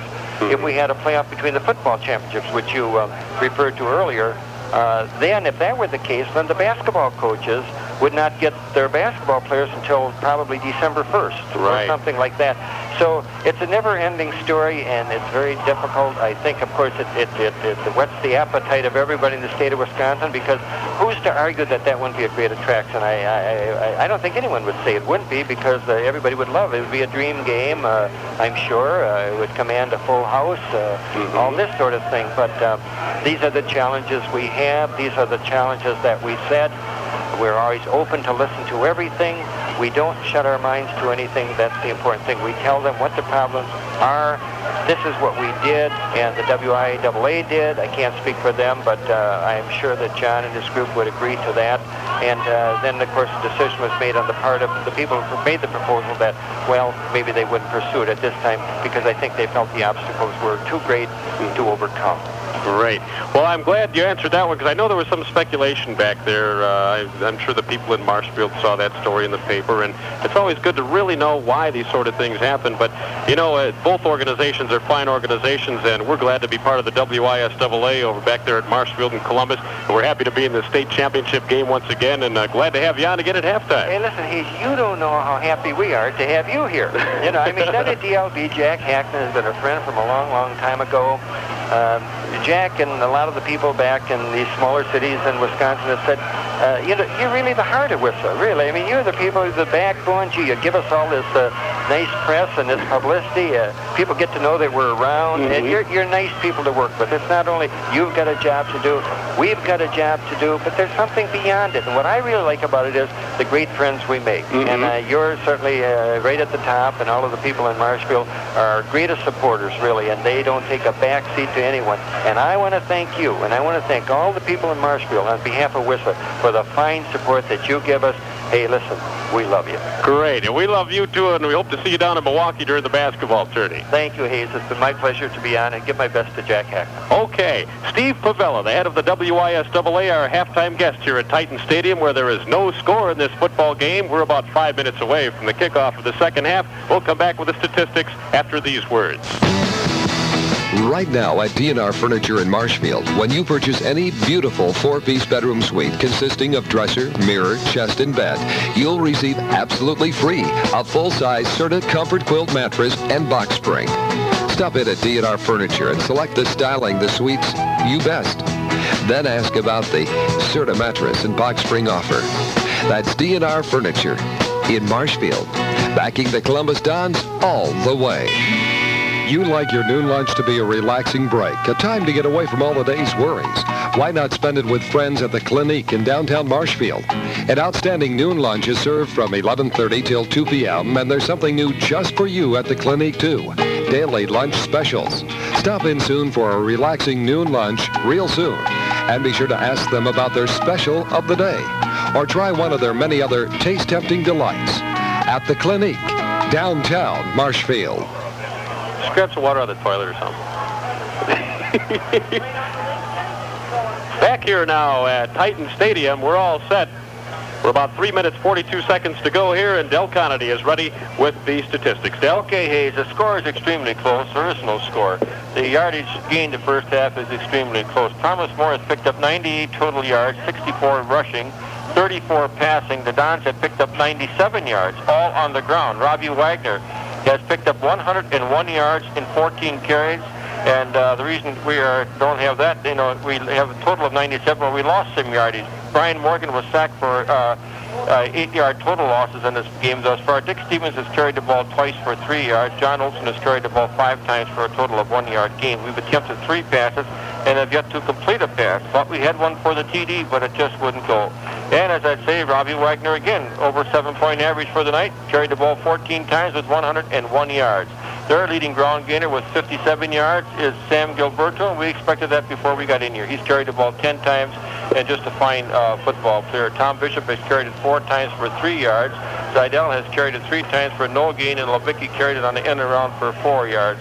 And they have attempted 6 passes, completed 4, and have 2 interceptions. So if they aren't intercepted, they just are completed. So we got to get him to throw a few incompletions in this half. We've punted 3 times for a 34.6 average. They have punted just twice in this ball game, and they have a 30-yard average in those punts they've attempted. They've been caught in motion 3 times for a total of 15-yard penalties in the first half. And Hayes, I guess that's it from here. We're going to 2 minutes away from kickoff time. The Dons will receive, so let's hope we can get some offense generated in this last 24 minutes. Del, we hate to cut you short, but again, that interview with Steve Pavella that we'd love to have lasted kind of long. Otherwise, we'd have the long rundown on the stats, but nonetheless, we've got the picture. And we'll be back with the second half kickoff after this word at WDLB. For the man on the go who has lots of information, and that information must be at his fingertips in an instant, you'll want to see the Stebco line of quality business cases at Marshfield Book and Stationery in Marshfield. For instance, examine the Stebco Chestnut Series legal size belted carriage case. This fine case features 3 full-size expanding pockets and a flat divided pocket, and is available in harness tan or harness brown. Marshfield Book and Stationery also has the catalog utility case featuring the most deluxe appointments. It holds standard size ring binders standing upright. The flaps are shaped for easy opening. All solid brass hardware and 2 full-size organizer storage pockets and a note card pocket under 1 flap. See the Stebco molded case, extra slim standard size case featuring single full-size pocket, flat divided pocket with pen pencil holders, and for portfolios, see the Pop Folio. The Stebco line, quality business cases since 1917.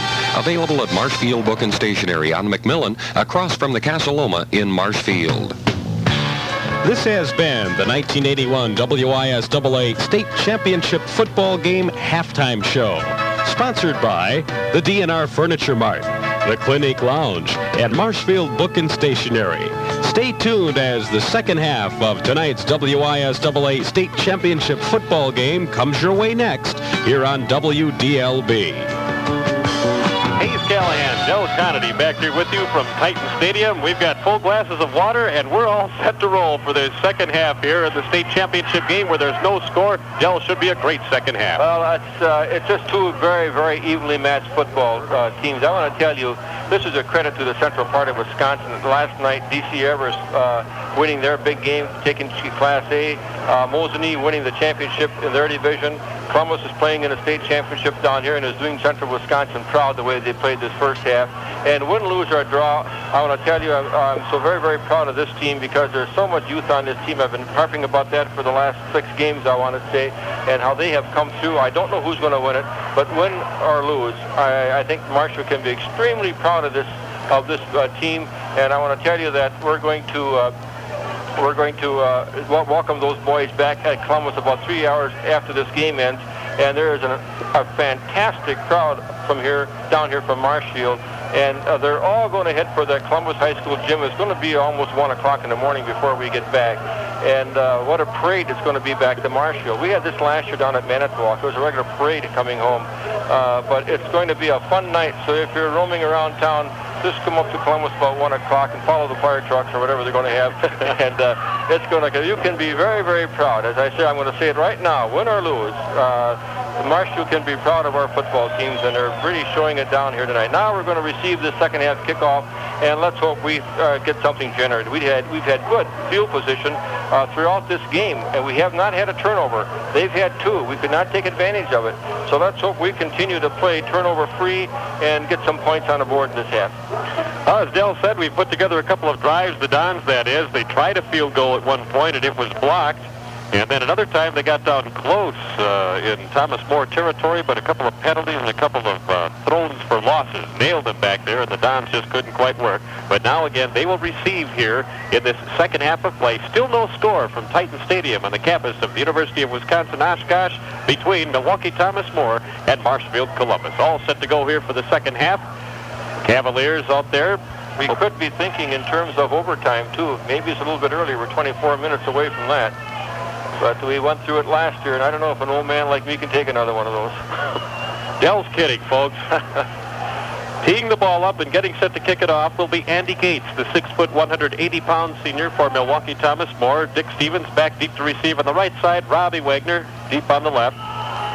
Mark Ray, who's been fielding quite a few kickoffs this year, standing on the 15. This one will go down to Ray. Ray fields it at the 10. He backs it up now to the 15, up to the 20, and he's met and nailed back there behind the 20 at about the 18-yard line. Tough defensive play by Jay Lebecki. Must be Wade's brother, a 5'9", 155-pound senior there for Milwaukee Thomas More. Now we're starting off from our deepest spot of the game right now. First time we had the ball, it was the 26, the next time the 24, then we were on the 39, then the 49. So let's hope we can get out of this. Oh, we're not in the hole, but let's hope we can move that ball. First and 10 for the Dons from their own 19. Robbie Wagner sweeping wide to the right. Robbie takes it over the 20 to about the 22-yard line. Call it a pickup of 3 and second down and 7 on the play. Just underway here in the second half of this 1981 WISAA State Championship High School football game with the Marshfield Columbus Dons, the defending state champs, and the only team to ever win back-to-back titles, Milwaukee Thomas More. It'll be a second down and 7. From about the 22-yard line for the Dons, Brian Morgan, the quarterback, takes the snap. Brian goes back, gives off again to Robbie Wagner, and Robbie gets nailed back at the 21. Well, the guard couldn't handle the fella coming up, but a tremendous defensive play by their number 74. I guess I buried my program here, but he really did a good job. A lineman came across and got Robbie by the ankles. You can't help but think that head coach Jim Haluska went back and said, we've got to stop that sweep to the right side, and so far they've had success here in these few plays at the beginning of the second half. Yeah, Dick Stevens has still carried the ball just twice in this game. 3rd and 8 from the 21. Quick give up the middle to Dick Stevens, and he takes it up to the 24. Pickup of 3 in the play, bring up a 4th down in the 5, and the Dons will have to kick that football away as they're on their own 24-yard line with 10.5 minutes to go here in the first half of play. No score from Titan Stadium at UW-Oshkosh. Stands solidly half full. We're punting against the wind right now at this time. And there is a little bit of a breeze. The flag is flying. Brian stands back in his 12, gets it away quickly on a furious rush. This one gets up in that air and bounces on the down 40 and goes back to about the 38-yard line, and it's down there by Robbie Wagner. So Milwaukee Thomas More will operate in good field position here as Brian Morgan had to kick into that wind. He got that football up. They tell you when you're a punter, if you're going against the wind, hold that ball low and try and kick it low so you can get a good ride out of it. Brian had to rush that punt because he had a high snap, had to get rid of it quickly, and the ball got up in the air and picked up on some of that wind. So it's 1st and 10 for the Cavaliers from the Dons' 39-yard line. Bishop back to pass on 1st down. This one is out of the hands of Wade Lebecki at the 30-yard line. It was there. The pass was there, and he was there. And Al Grippentrog was there, too, to make sure that he didn't get far. But nonetheless, Lebecki watched it bounce off his number 82, turned around and thought, gee, I just couldn't quite handle that. He'll try it again, probably. Should have been completed, really. I'm glad it wasn't. That's right. 2nd down and 10. For the Cavaliers of Thomas More, they're in Don territory at the 39. 9:52 to go here in the 3rd quarter. Bishop again back to pass. Throws this out on the right side. This time Lebecki, I believe, hung on, or did he? No, he didn't. He juggled with it that time. And it's going to go incomplete. Wade Lebecki has been the intended receiver here twice in a row. Once it bounced off him. Next time he juggled it. Let's hope they don't go to him again. Well, the last time we played them, they did this, and they set up a draw play where they picked up some yardage on that one. But he's there. He's really there. And the ball is there. 3rd and 10 for the Cavaliers from the Dons' 39-yard line. 9:45 to go here in the third quarter. This time they'll run the ball with Gilberto streaking his way past the 35 down to about the 33-yard line. I kind of thought they might do that. Run her up the middle. It'll be a pickup of 6 on the play and bring up a 4th down and 4. They're on the Dons' 33-yard line with 9.5 minutes to go here in third quarter. Let's see what the Cavaliers plan now. They're going to take a timeout, and so will we. So with 9 minutes, 23 seconds to go here in the third quarter, timeout in the field with no score from Titan Stadium. Members of the WDLB Sportscasters Club include Mike O'Reilly Insurance. The number to call for insurance in the Marshfield area is 387-6392. That's Mike O'Reilly Insurance at 108 Park Street, southwest from the Central Plaza, handling all types of insurance. Call 387-6392. Dick Weister Construction, complete construction featuring custom and pre-built cabinets, remodeling and additions, and new home construction. And the Plaza Pantry in the Central Plaza, Marshfield. Open 6 days a week, 6 a.m. to 8 p.m. Monday through Friday, and 8 a.m. to 2 p.m. on Saturday. Breakfast served anytime, featuring their Friday fish fry and always quick service. Well, on the 4th down and 4 play, Bishop handed off to Sam Gilberto. He got up close to the 30-yard line, and I do not believe he's got the first down. He doesn't, and the Dons take over on down. He even fumbled, really. Good play on defense for the Dons. They take over now. 1st down and 10 from their own 31-yard line, and that defense has been superb tonight. It has been, Hayes. You called it right on the button. Now let's generate some offense. That's what we have. We picked up yardage, got down to the 16 when we thought we were going, but then we got set back. 1st and 10 for the Dons from their own 31. Bryan gives off to Dick Stevens. Stevens plows ahead to about the 34-yard line. Call it a pickup of 3 and make it 2nd down and 7 with 9 minutes exactly to go here in the third quarter. I'd like to pass this along to you. Two Rivers, one of the Dons' victims this year in this 1981 campaign, is again the Division III state champs. They've won back-to-back titles. They, this day, defeated Baldwin Woodville, a surprise in the playoffs this year, by a score of 23-14.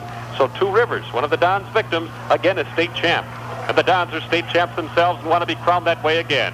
2nd and 7. They'll give off to John Olson on the left side. Johnny gets up past the 35-yard line to above the 36. Call it a pickup of 2 and make it 3rd down and 5 with 8:26 to go here in the third quarter. In those other games today in Division 5, the Chieftains of Osseo Fairchild capped a 12-0 season with a 33-10 victory over the Kohler Blue Bombers to win the Division 5 state championship today. In the games yesterday, Schofield DC Everest muscling Madison West 38-6. Grafton 29-3 over Whitewater. We'll pass the other 2 scores around later. 3rd and 5. Bryan gives off this time to Robbie Wagner. Robbie gets up close to midfield at about the 48-yard line for a pickup of 12 and a 1st down and 10 for the Dons. Robbie Wagner doing his sidestep stutter act and then the dance motion all the way up to about the 48, and it's a 1st and 10 for the Dons. 8 minutes exactly to go here in the third quarter. Boy, I'll tell you, that Robbie Wagner is so fluid. Just give him a crease and he'll slip through it. The Dons charge out of the huddle. 1st and 10 from their own 48-yard line. No score. 7:47 to go. Robbie Wagner sweeping wide to the right. Robbie still trying to turn that corner. Got it up the midfield, and that'll be it.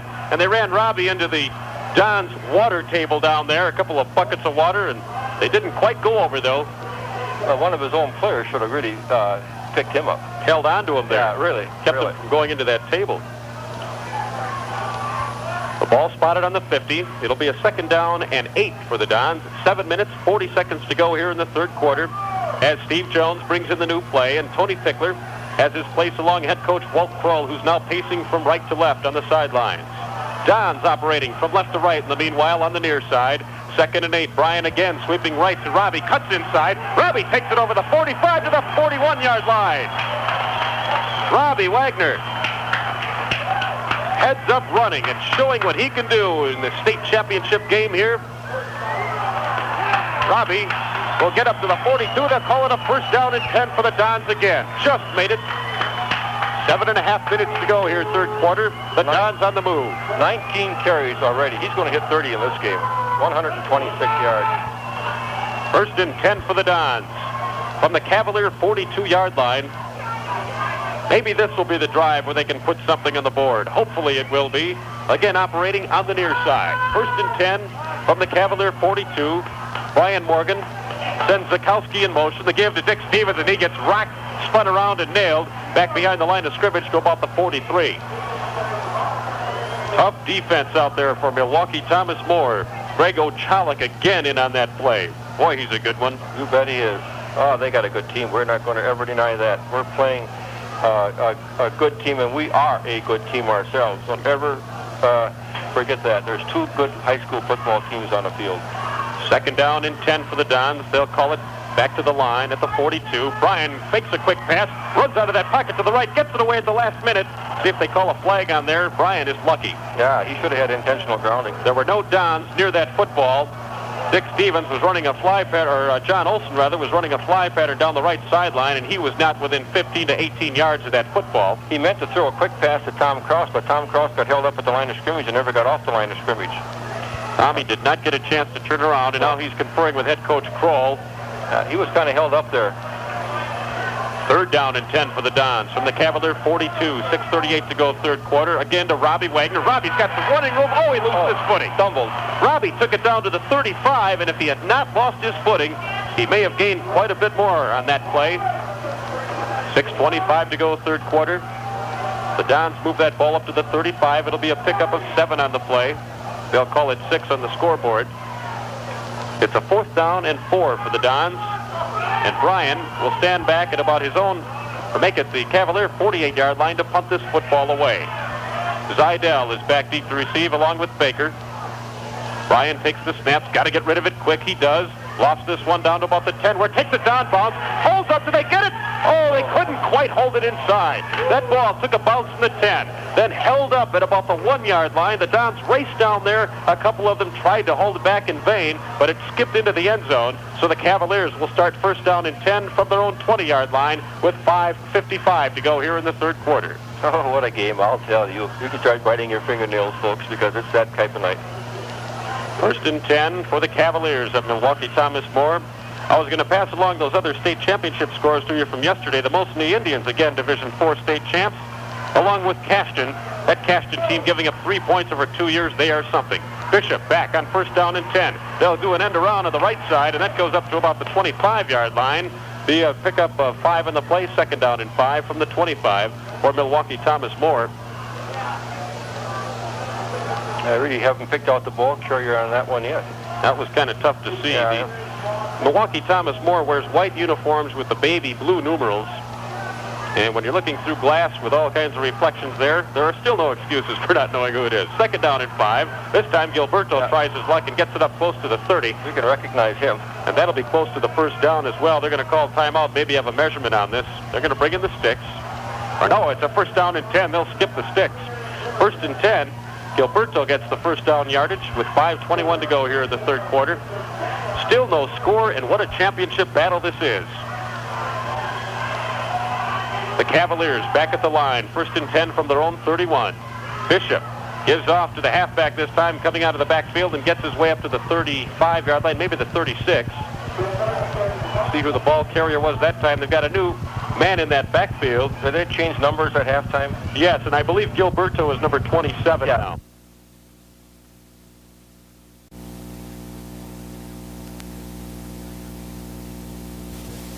I found senior, but there was a flag on the play. A big pass play for the Cavaliers. Pat Krause is shaking his hand, and it'll go against the Cavaliers, and they're furious. And the Dons crowd wakes up once again. Boy, what a break for the Dons. A big pass play to Schmidt. And he was open. Man, he was open. He was over one of the bounds about our 45-yard line after he caught the ball. It would have been a 20 to 25-yard pass play that goes back because of the infraction. I believe it will be an illegal procedure. It was, yeah. They had 2 men moving in the backfield. I could see that. I was just hoping they would call it, and they did. So we've got a 2nd down and 11 now for Milwaukee Thomas More. That football sitting on the 30-yard line, their own 30, with 4:40 to go here in the 3rd quarter. Bishop over the ball, fades back to pass once again. Bishop lost this one wide on the right side. All alone is Zidell, and he gets run out of bounds at about the 37-yard line. That's his 5th reception of the night. John Rasmussen doing the honors on defense for the Dons.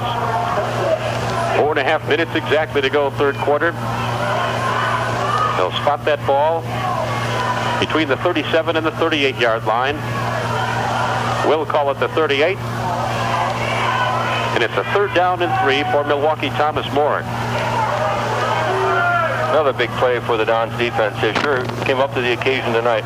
They've been just superb on these 3rd down plays defensively. Thomas More wants another timeout. They'll take a timeout, and so will we. So with 4.5 minutes to go here in the third quarter, still no score from Titan Stadium.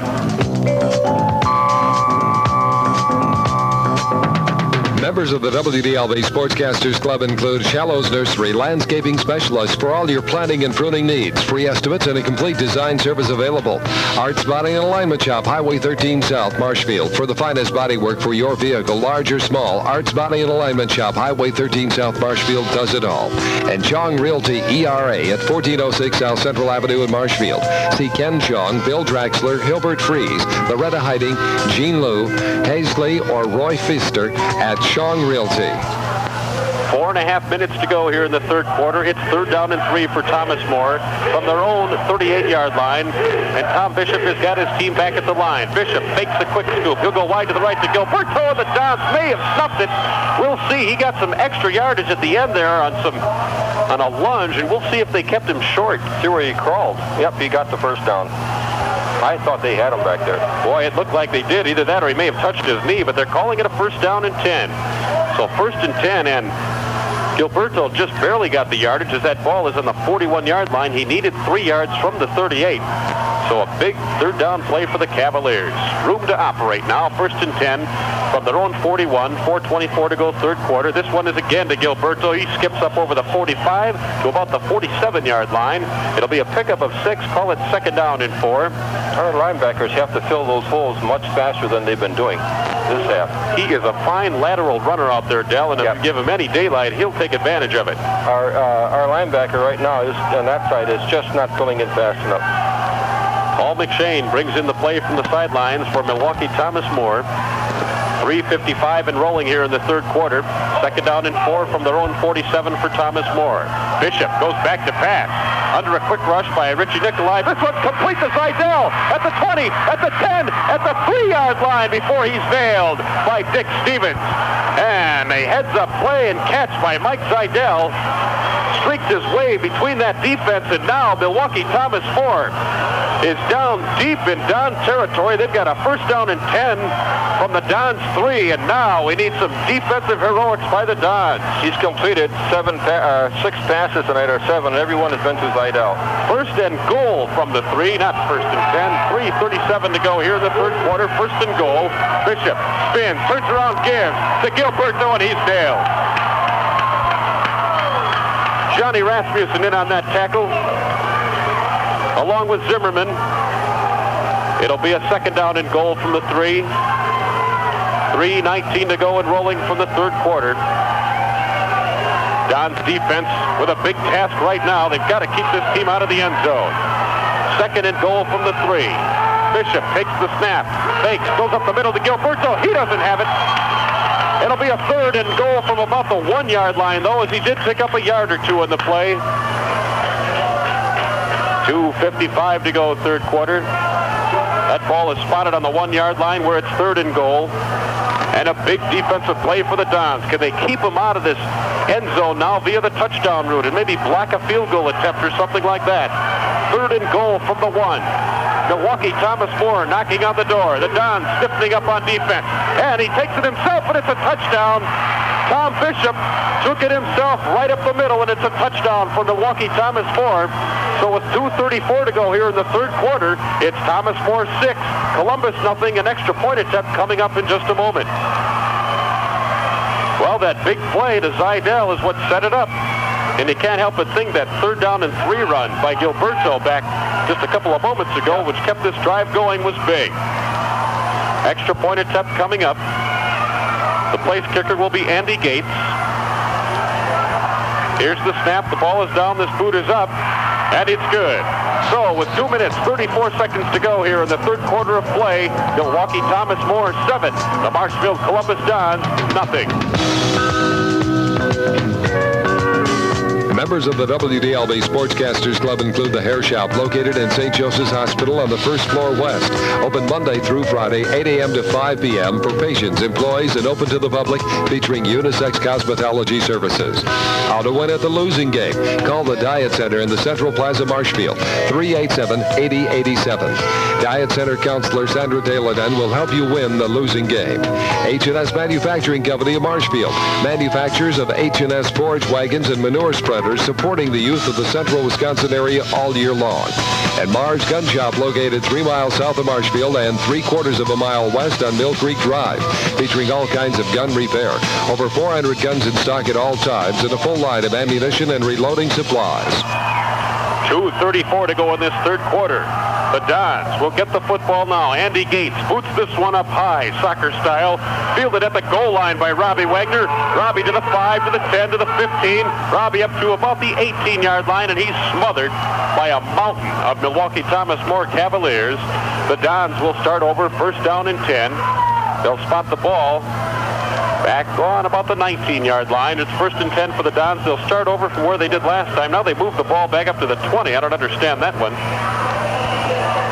First and 10 for the Dons from their own 20-yard line with 2 minutes, 24 seconds to go here in the third quarter and the clock rolling. Brian Morgan brings the team out of the line. Greg Sebastian over the ball. Brian goes back, fakes. He'll go off to Robbie Wagner on the right side. Robbie skips inside, gets over the 20 to the 26-yard line.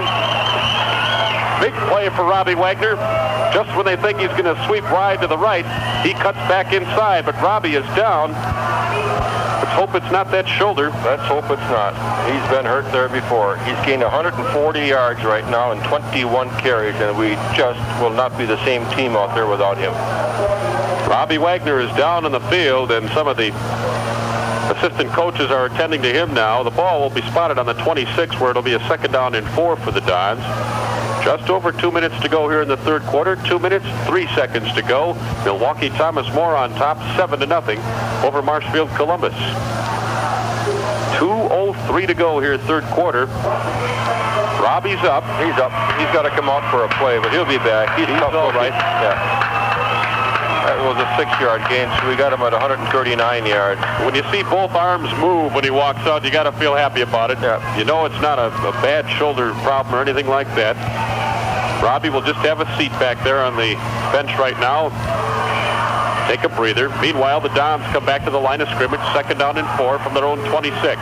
Brian goes back.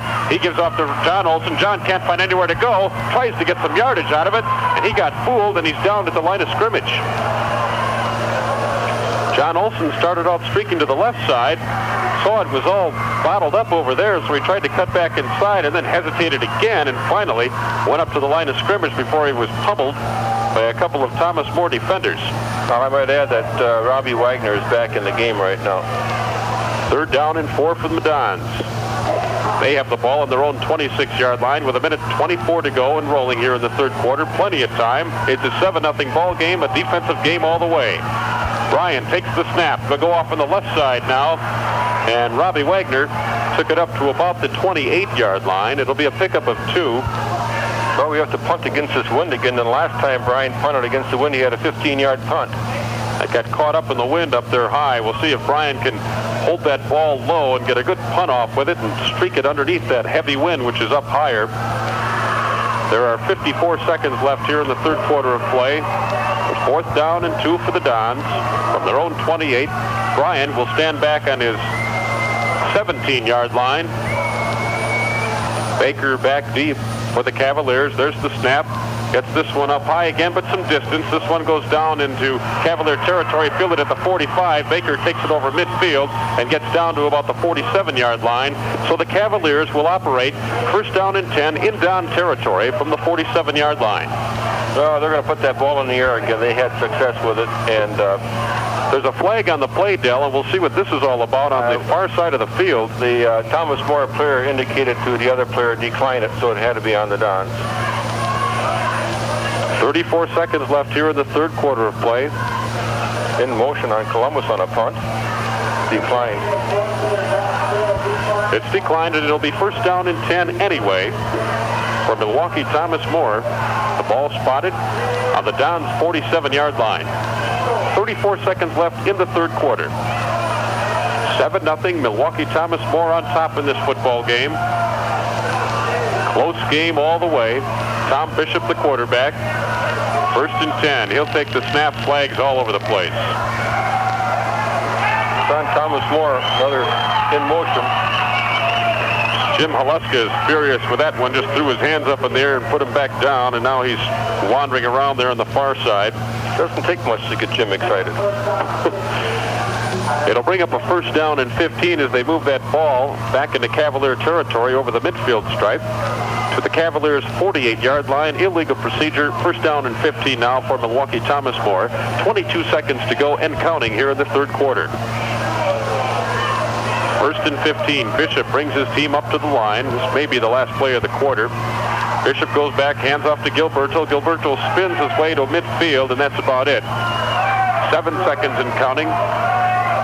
Be a pickup of 2 on the play, bring up a second down and 13. And there it is, the gun sounding the end of the third quarter of play. So after 3 quarters of play here from Titan Stadium in Oshkosh, it's Milwaukee Thomas More 7 and Marshfield Columbus nothing. Members of the WDLB Sportscasters Club include Ace Locksmithing, bonded and insured for business, home, auto, locks, and safes. Mobile service available and 24-hour emergency service. Call Robert Denny, 387-3064, or at 1407 North Peach Avenue, Lot 36. Copco Plastering Incorporated, the best in plastering, drywall, stucco for interior or exterior work done by an experienced contractor. For a free estimate, call Dale Koff at 384-8266. Wagon Wheel Restaurant in Hewitt, open daily at 4 p.m., serving their great Friday night fish fry, and don't forget their Sunday brunch. Wagon Wheel Restaurant, Main Street, Hewitt. Call 384-3781. And fine furniture made with loving care by Modern of Marshfield and available at Mall Furniture in Marshfield and Wausau. Back to action now. It was a second down and 12 play for Thomas More, and Sam Gilberto skipped his way all the way up to about the 40-yard line. Call it the 39. The first down and 10, or make it a third down and 2. I don't believe that one from the 41. Now a quick play out to Zidell, and Zidell catches a pass at the 30-yard line as we got back here late on that last play, all the way down to about the 27-yard line where it's first down and 10 for Milwaukee Thomas More. They're on the Dons' 27-yard line. I'd like to remind you, you're tuned to AM 1450 WDLB Marshfield, your spot for sports in central Wisconsin. 11 minutes, 30 seconds to go here in this football game. 7-0 Thomas More. They've got a first and 10 from the Dons' 27. Zidell, the ball carrier, carries it all the way up to about the 20-yard line. There'll be a pickup of 7 on the play. Second down and 3. They called a quick, they didn't go into a huddle to play before in the pass. You had a guy standing on the sidelines like he was going out of the game. He got set, then he went down and caught the quick pass. They really caught us sleeping on that one. Luckily, they didn't get a touchdown off of it. Second and 3 for the Cavaliers in Don territory at the 20. 11 minutes to go in this game. Bishop spins, gives off to Gilberto, finds a hole on the left side and takes her over the 15 to about the 14, and there's a flag on the play. Looks like a face mask against the Dons. Our first penalty of the night. We didn't need that. Face mask penalty against the Dons with 10:58 left in this ball game.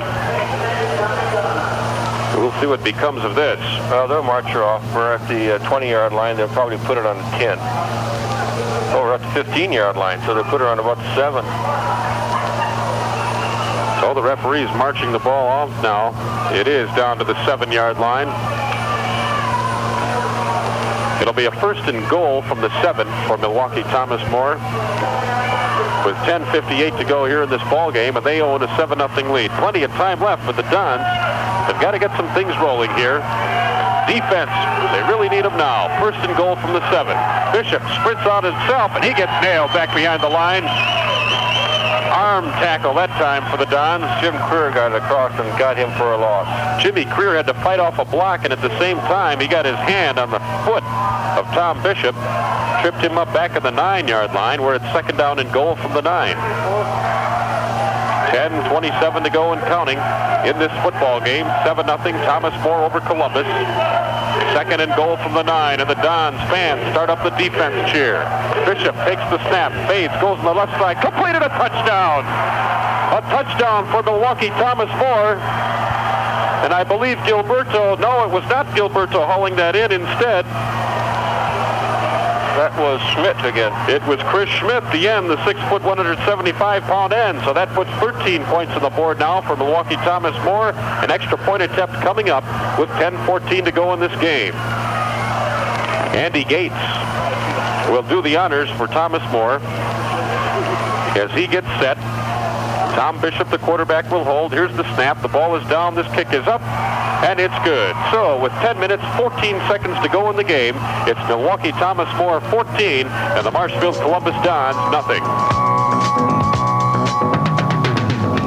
Members of the WDLB Sportscasters Club include Rigel Septic Tank Cleaning Service, pumping for holding and septic tanks with over 10 years experience, year-round service and emergency service. Call 384-9500. Tabulated Bookkeeping located at 604 East 4th Street. Call Andy Olson at 384-9242. Gaffney Plumbing at 851 South Central Avenue. Licensed master plumber. See Don or Doug at Gaffney Plumbing, serving the central Wisconsin area for over 30 years. Call 384-4606. And Fran Siding and Roofing, featuring USS steel siding with a 40-year guarantee and a 40-year hail protection. Professionally installed and free estimates. Call Mark Franz at 384-8382. The Dons will be back to receive this kick from Andy Gates. 10 minutes, 14 seconds to go in the game. Plenty of time. The Dons don't need to score twice. They trail 14-0. Andy Gates tees this ball up. Robbie Wagner and Dick Stevens back deep to receive, along with Mark Ray, standing in the 15. Gates, soccer style, squirts this one on the ground, takes a foul from the 40, and it's down by the Dons at about the 29-yard line. Pretty clever. Supposed to be an onside kick. It wasn't a very good onside kick, but still a good call, I think. His team's got momentum, and he wants them to keep it. Sean Morgan, along with Mike Savage, pounced on the football for the Dons. So with 10 minutes, 13 seconds to go here in this game, it's 14-0 in care of Milwaukee Thomas More. And Brian Morgan, first down and 10 from the 29, goes back to pass. Brian gets rid of it. It's complete to John Olson at the 30, the 35, the 40. Olson on his feet at the 50. Olson at the 45, the 40. Olson at the 30, at the 25, and out of bounds at the 22-yard line. And John Olson got nailed, thrown down on his shoulder, and he'll be sitting there for a bit. No, he's all right. He gets back up. What a play by John Olson. A delay. Brian Morgan took that snap, raced back about 15 yards. At the last moment, dumped it off to John Olson, and he weaved his way down to the 22 of Thomas More. So the Dons, with daylight now, hoping to click and hit fast and get on this scoreboard and get back in this game with 9:54 to go. Big play for the Dons. About a 51-yard play, 50-yard play. Brian brings him out of the huddle with 1st and 10 from the Cavalier 22. Morgan, quick snap, takes the snap, goes back to pass, gets some good blocking back there, looking for someone to throw it to, has to run out of the pocket, throws it to Robbie Wagner. Robbie's got it at the 25, at the 20, and Robbie's rode out of bounds at about the 19-yard line. All of that for maybe 3 yards, where it'll bring up a 2nd down and 7 for the Dons, with 9:43 to go in this football game. Tom Kraus will bring in the new play as Johnny Rasmussen walks over and talks to head coach Walt Kroll, who's shaking his head in a negative style.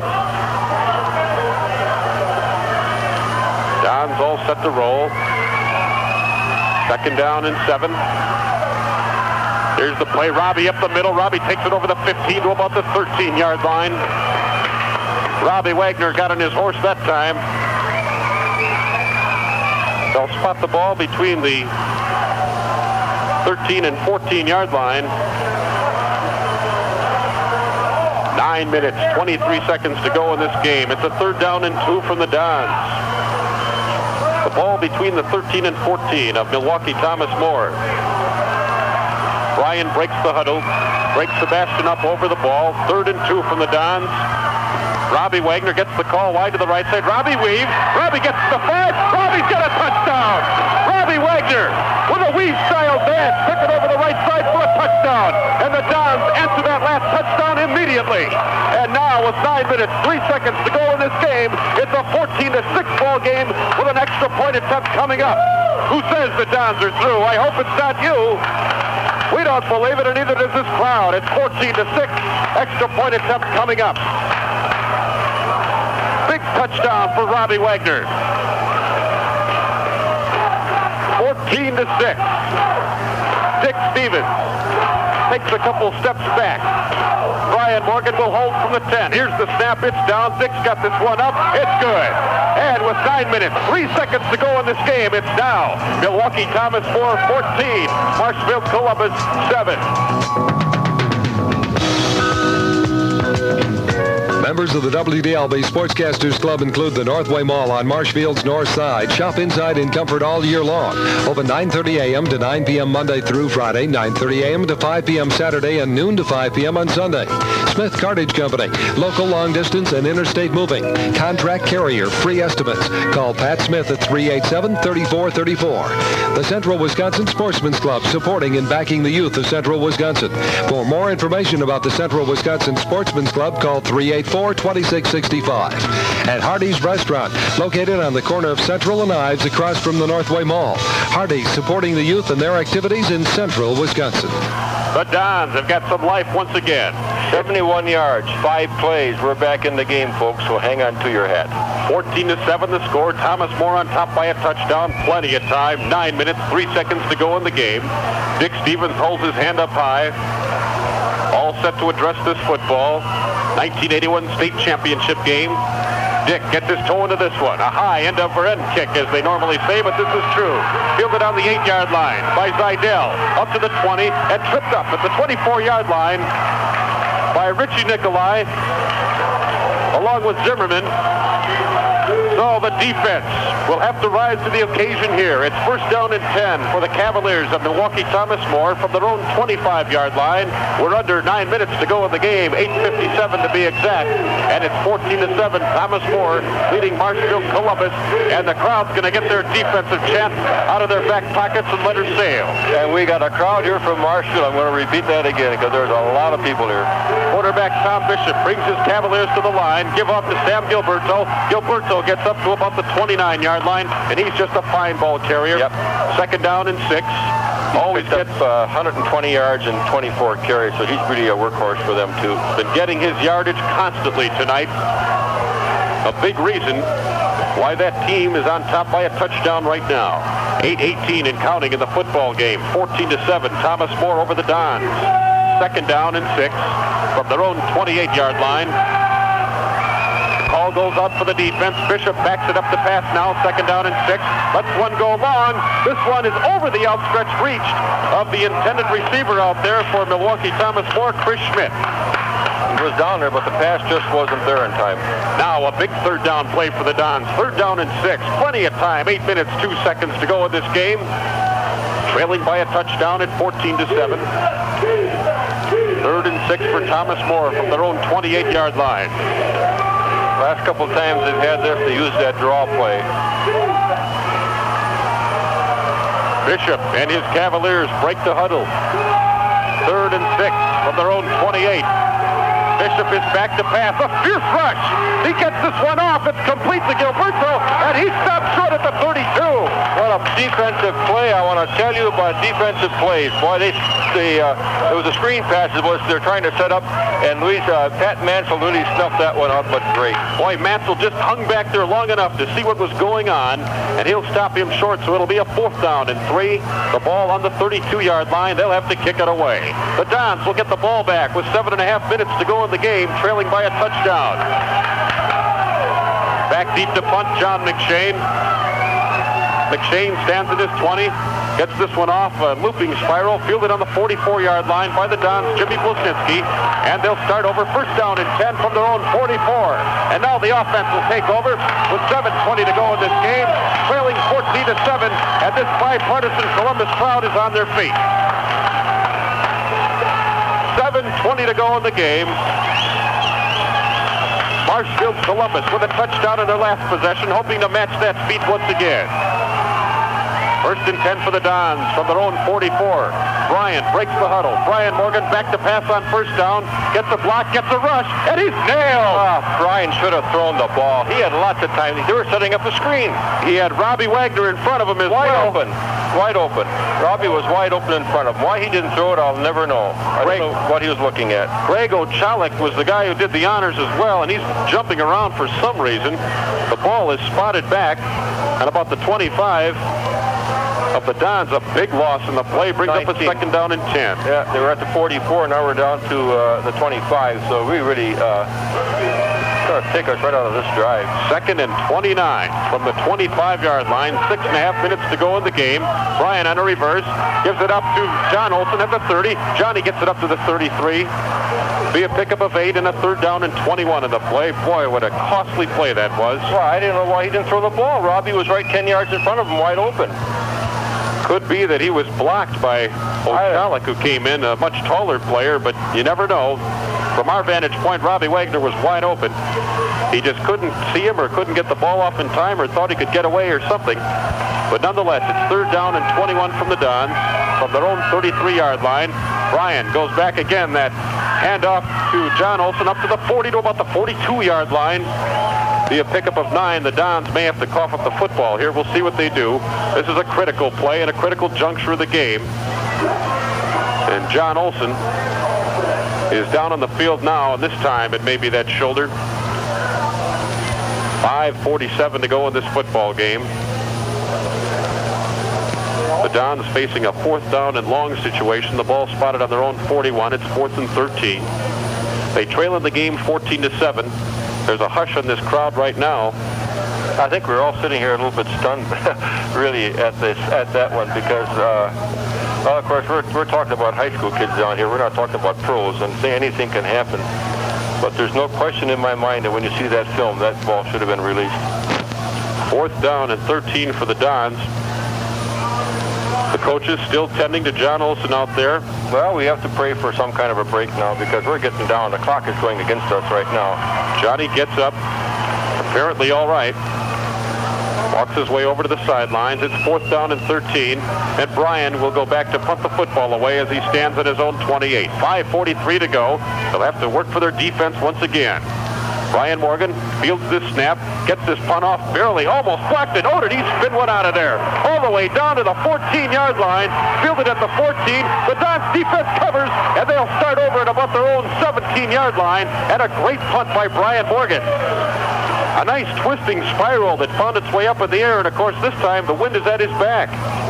The Dons have that advantage here in the fourth quarter of play. There's 5:28 to go in the game. Their defense will have to rise to the occasion now as they trail by a touchdown at 14-7.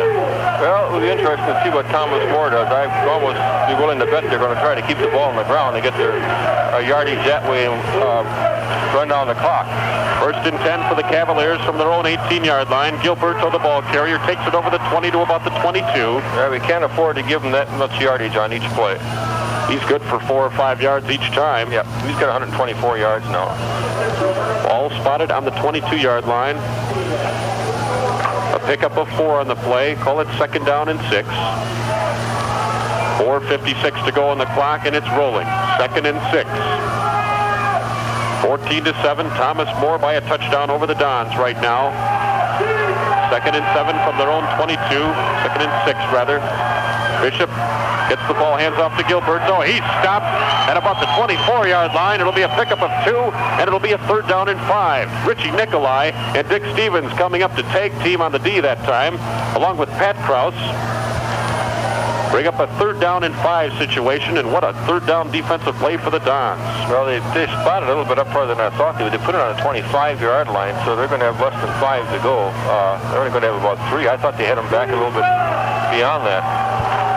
They spot the ball up where it will be a third and 3, all the way up to the 25-yard line. Bishop back to throw. He gets sailed!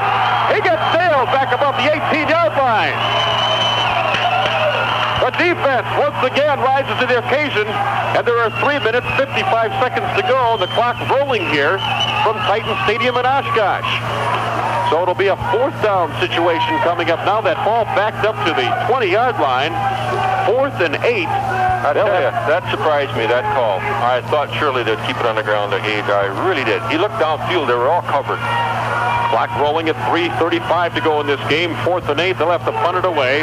Here comes the kick. Almost blocked, maybe partially. Jimmy Blosinski fields it at midfield. Jimmy cuts up to about the 45. The Dons will start over.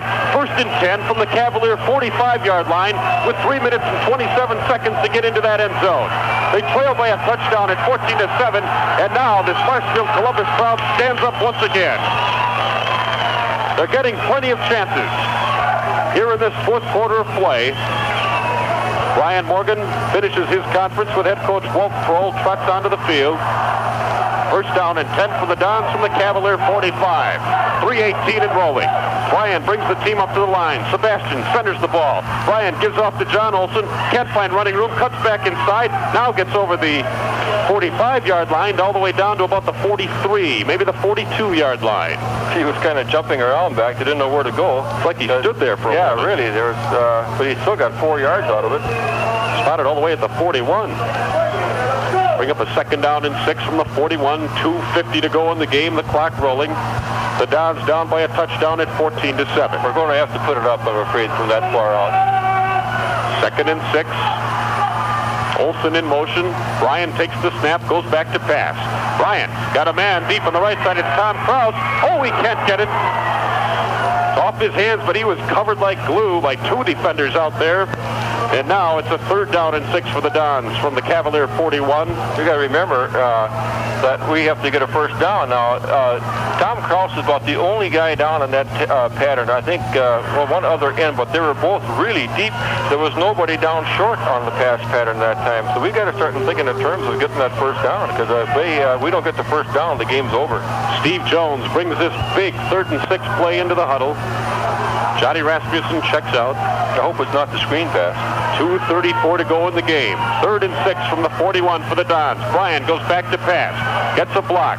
Throws it off on the right side. Complete to Olson. Olson at the 42, and he's run out of bounds at the 41. He's stopping. He's got to get whatever he can. I don't understand this series. We're on 4th down now, and Robbie Wagner hasn't had his hands on the ball yet. It'll be a 4th down and 6. The Dons undoubtedly will go for it here as they are in Cavalier territory at the 41. That really surprised me. 2:26 to go in the game. Plenty of time for their defense, but is it enough time for their offense? 4th and 6 for the Dons as Tony Pickler brings in this big play. Ball spotted between the 40 and the 41. They'll call it 4th and 5. 2:26 to go. John Olson in motion. Brian Morgan goes back to pass at midfield. Brian lost one deep on the right side. Tom Kraus is down there, and he overthrew him. He just threw it a mile. He tried to see how far he could throw it, but no way could Tom get down there, and he was covered. So the Cavaliers will take over the ball on downs on their own 40-yard line. It'll be a 1st down and 10 for them on their own 40. 2 minutes, 18 seconds to go. Can the Dons defense do it again? I think we're asking an awful lot to pull her out. Milwaukee Thomas More with that 14-7 lead here and 2:18 to go in the game has a 1st down and 10 from their own 40. Bishop takes the snap, gives off to Zidell. Zidell dances up over the 40. He's rode back, and there's a flag on the play. They're calling a face mask. Face mask will be called, and we'll see who it is on. It's on Columbus, that's for sure. But these things can't be helped. That's inadvertent when they do that. It's just reaching in to get a hold of the guy, and they're going to get a 15-yarder out of it. It's only really our 2nd penalty of the night. So the ball will go down and be placed on the Dons' 43-yard line, where it'll be another 1st down play for Milwaukee Thomas More. 2:13 to go in the game. Clock rolling now. 14-7. Milwaukee Thomas More on top. 1st and 10 for the Cavaliers. A fine football team, a wide-open football team.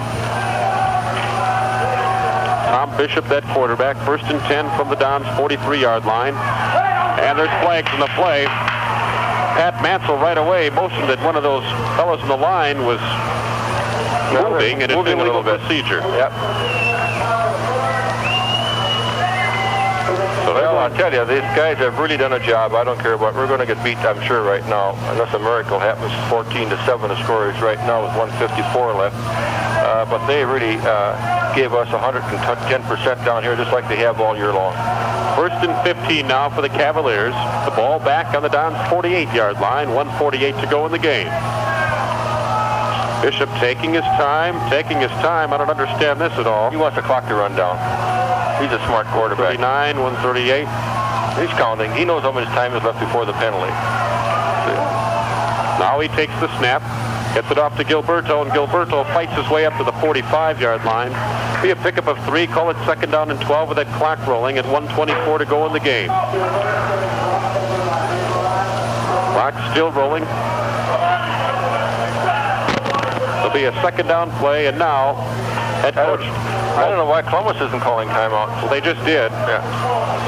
So the Dons call timeout with 1:16 to go. We'll keep it right here. Milwaukee Thomas More back on September 5th came up to Veal Stadium in Marshfield. They won a game by a touchdown by the score of 17-10.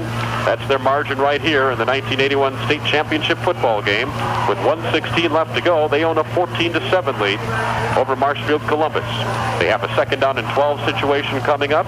The ball is perched on the Dons' 45-yard line, and they'll try to kill this clock as best they know how. You betcha. They're a smart football team. Well, that's why they only lost one game all year. Ranked number 1 in the WISAA football poll. Their only loss this year coming to Joliet Catholic from Illinois by a score of 20-15. A fine football team all the way around. Bishop now will probably come up and kill some more time. 2nd and 12. No, he gets an instant snap off. This time he's got a keeper, and he takes it up close to the 40-yard line, where it is a 3rd down now and about 7. And the Dons again call timeout with 1:07 to go. So who knows? We may see this football again. We just might get our hands on the ball. We got 3rd down and what do we say? 7 to go. Yep. 3rd and 7. Ball spotted on the Columbus 40-yard line. Dons using up their timeouts now, but they have to. Yeah, they have no choice right now. They can get some sideline pass patterns rolling a little bit later on. Who knows what can happen? 1 minute, 7 seconds to go in this game. Time on the field right now called by the Dons. 14-7 the score. Milwaukee Thomas More on top. Well, Robbie Wagner, I've been starting right now. He's had quite a night down here again. Carried the ball 24 times for 160 yards. What an average that kid has got for the night. All the scoring in this football game has come in the second half as well. There was no score at halftime.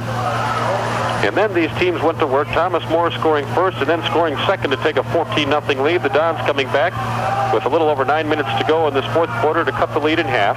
Now 3rd down and 7. Here's the play. Tom Bishop tries to go straight ahead. He's nailed at about the 39-yard line. So it'll be a 4th down play with 1 minute exactly left in this ball game. See if they try and run a play to kill the clock or punt it. Or we called our 3rd timeout. So it's a 4th down. Well, they'll have to punt, I do believe, but you never know about DeLisio. You never know if he'll just count that thing off and kill the clock for a while. That's right, it won't start till it's snapped. Okay. The ball is snapped. Punter's looking to boom the ball as well. Back to punt will be John McShane for Milwaukee Thomas More, standing just beyond the midfield stripe at his own 49-yard line. 1 minute exactly left. 4th and 6. Here's the snap. Here's the punt. This one kind of turns and twists, and calling for a fair catch at the 16-yard line for the Dons is Steve Jones. So Marshfield Columbus has 54 seconds to put a touchdown on the board and tie this thing up. They trail 14-7. The offense comes out. Their timeouts are exhausted. See what kind of play selection that we can come up with here. 14-7 they trail. 54 seconds to go. 1st and 10 for the Dons from their own 16-yard line. Brian Morgan back to pass right away. Furious rush. Gets away from one man. Hands it up to Robbie Wagner. Robbie dances. Gets up to the 15. Spins around and gets maybe to the 19-yard line where it'll be a pickup of 3. And now they've got to move and get back in that huddle. Well, he should have got to the sidelines if he could, but he couldn't. 38 seconds and counting. 2nd down for the Dons. There's the snap.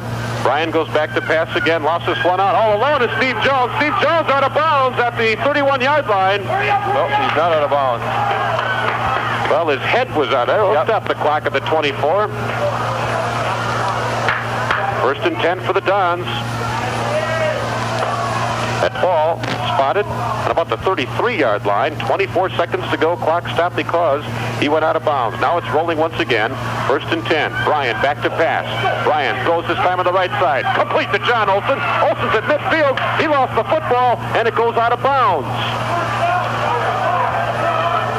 15 seconds showing on the clock. First down and 10 for the Dons. They're in Cavalier territory at the 48 with just 15 seconds to go. Rasmussen running off the field, just barely gets off in time.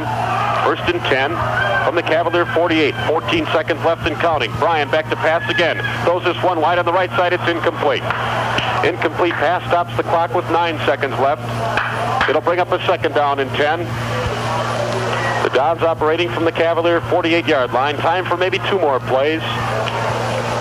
Got to get the speed burner out there now. I got to get that ball to Olson down there about the 20-yard line, hoping he can carry it in. Tony Pickler brings this play in from the sideline. Steve Jones checks out. Brian brings the team to the line. Second and 10 from the Cavalier 48. Brian goes back to pass. Plenty of time. 5 seconds left. He throws this one. It's out ahead, and it's intercepted. Intercepted on the 27-yard line for Milwaukee Thomas More. And doing the honors that time for Thomas More is Paul McShane. And that's it as time runs out. And your 1981 WISAA state champions are the Cavaliers of Milwaukee Thomas More as they defeat the Marshfield Columbus Dons 14-7. Stay tuned. The post-game show comes your way next here on WDLB. This has been the 1981 WISAA State High School Football Championship game between the Marshfield Columbus Dons and the Milwaukee Thomas More Cavaliers. Stay tuned as the post-game show comes your way next on AM 1450 WDLB.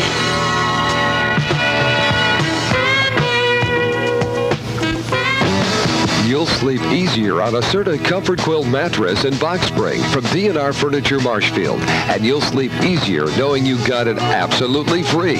Yes, it's free with the purchase of any 4-piece bedroom suite consisting of dresser, mirror, chest, and bed.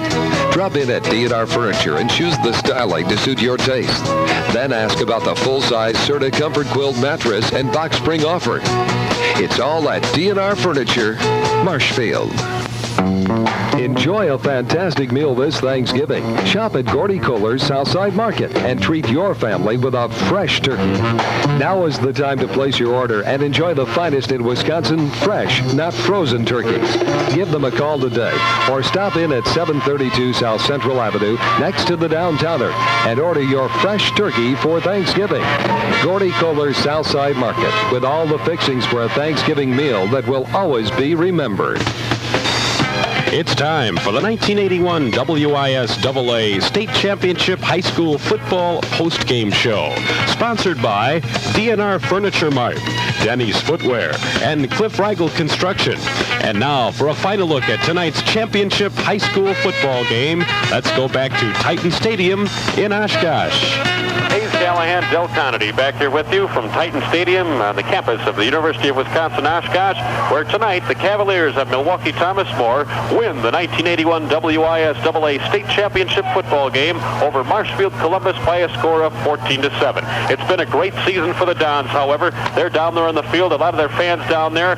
See some smiles on the faces of some of the players. Kind of sad to lose, but nonetheless, they realize they put together a great season here, far beyond a lot of the expectations of a lot of the people back there in Marshfield, and many of whom are here in the stands tonight, and they're giving their Dons a well-deserved round of applause as they march off this field and head towards the buses, which flank the stadium on the left side. Now, meanwhile, it's jubilation straight across in the middle of the field for the Cavaliers of Milwaukee Thomas More. They've got a fine football team. They finished the season with a record of 10-1, with just one loss of the year coming to Joliet Catholic by a score of 20-15. So they win it this year by a score of 14-7. And now to tell you about all the statistics for this this football game and how those people got in the end zone and who gained all the yards and all sorts of things. Here's Del Connaughty. Del? Okay, extremely close final stats. Again, 4 yards difference. They picked up 244, we 248.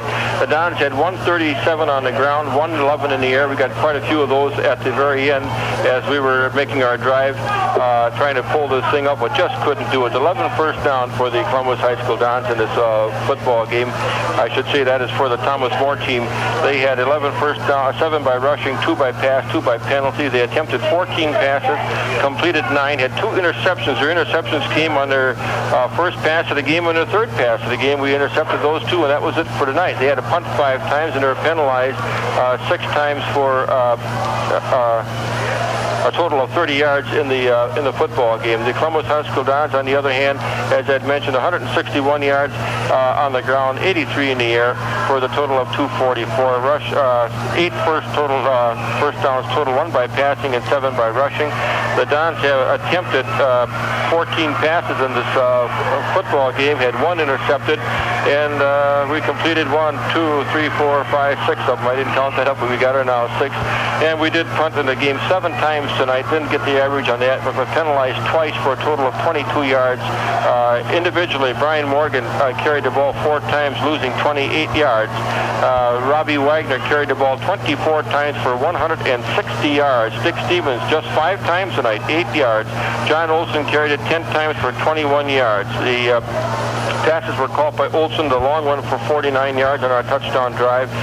Jones caught 1 for 13. Then we had Robbie Wagner caught a couple passes in there. There was 1 for 15 in there too on that drive. The leading ground gainer was Sam Gilberto, their boy that's carried the load for them all year long. He carried the ball 27 times for Thomas More. Really their workhorse for 129 yards. Tom Bishop carried it 10 times.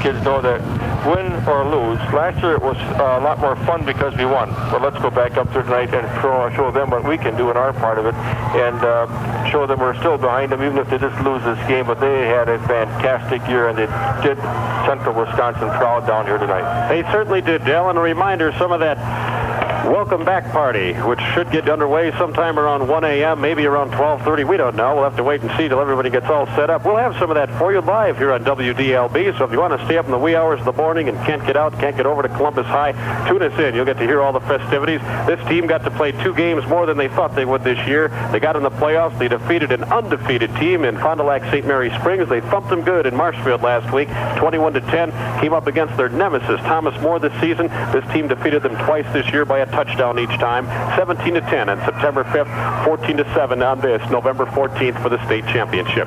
Stay tuned. We'll be back with the playbacks of tonight's football game right after these words. Right now at D&R Furniture in Marshfield, when you purchase any beautiful 4-piece bedroom suite consisting of dresser, mirror, chest, and bed, you'll receive absolutely free a full-size Serta Comfort Quilt mattress and box spring.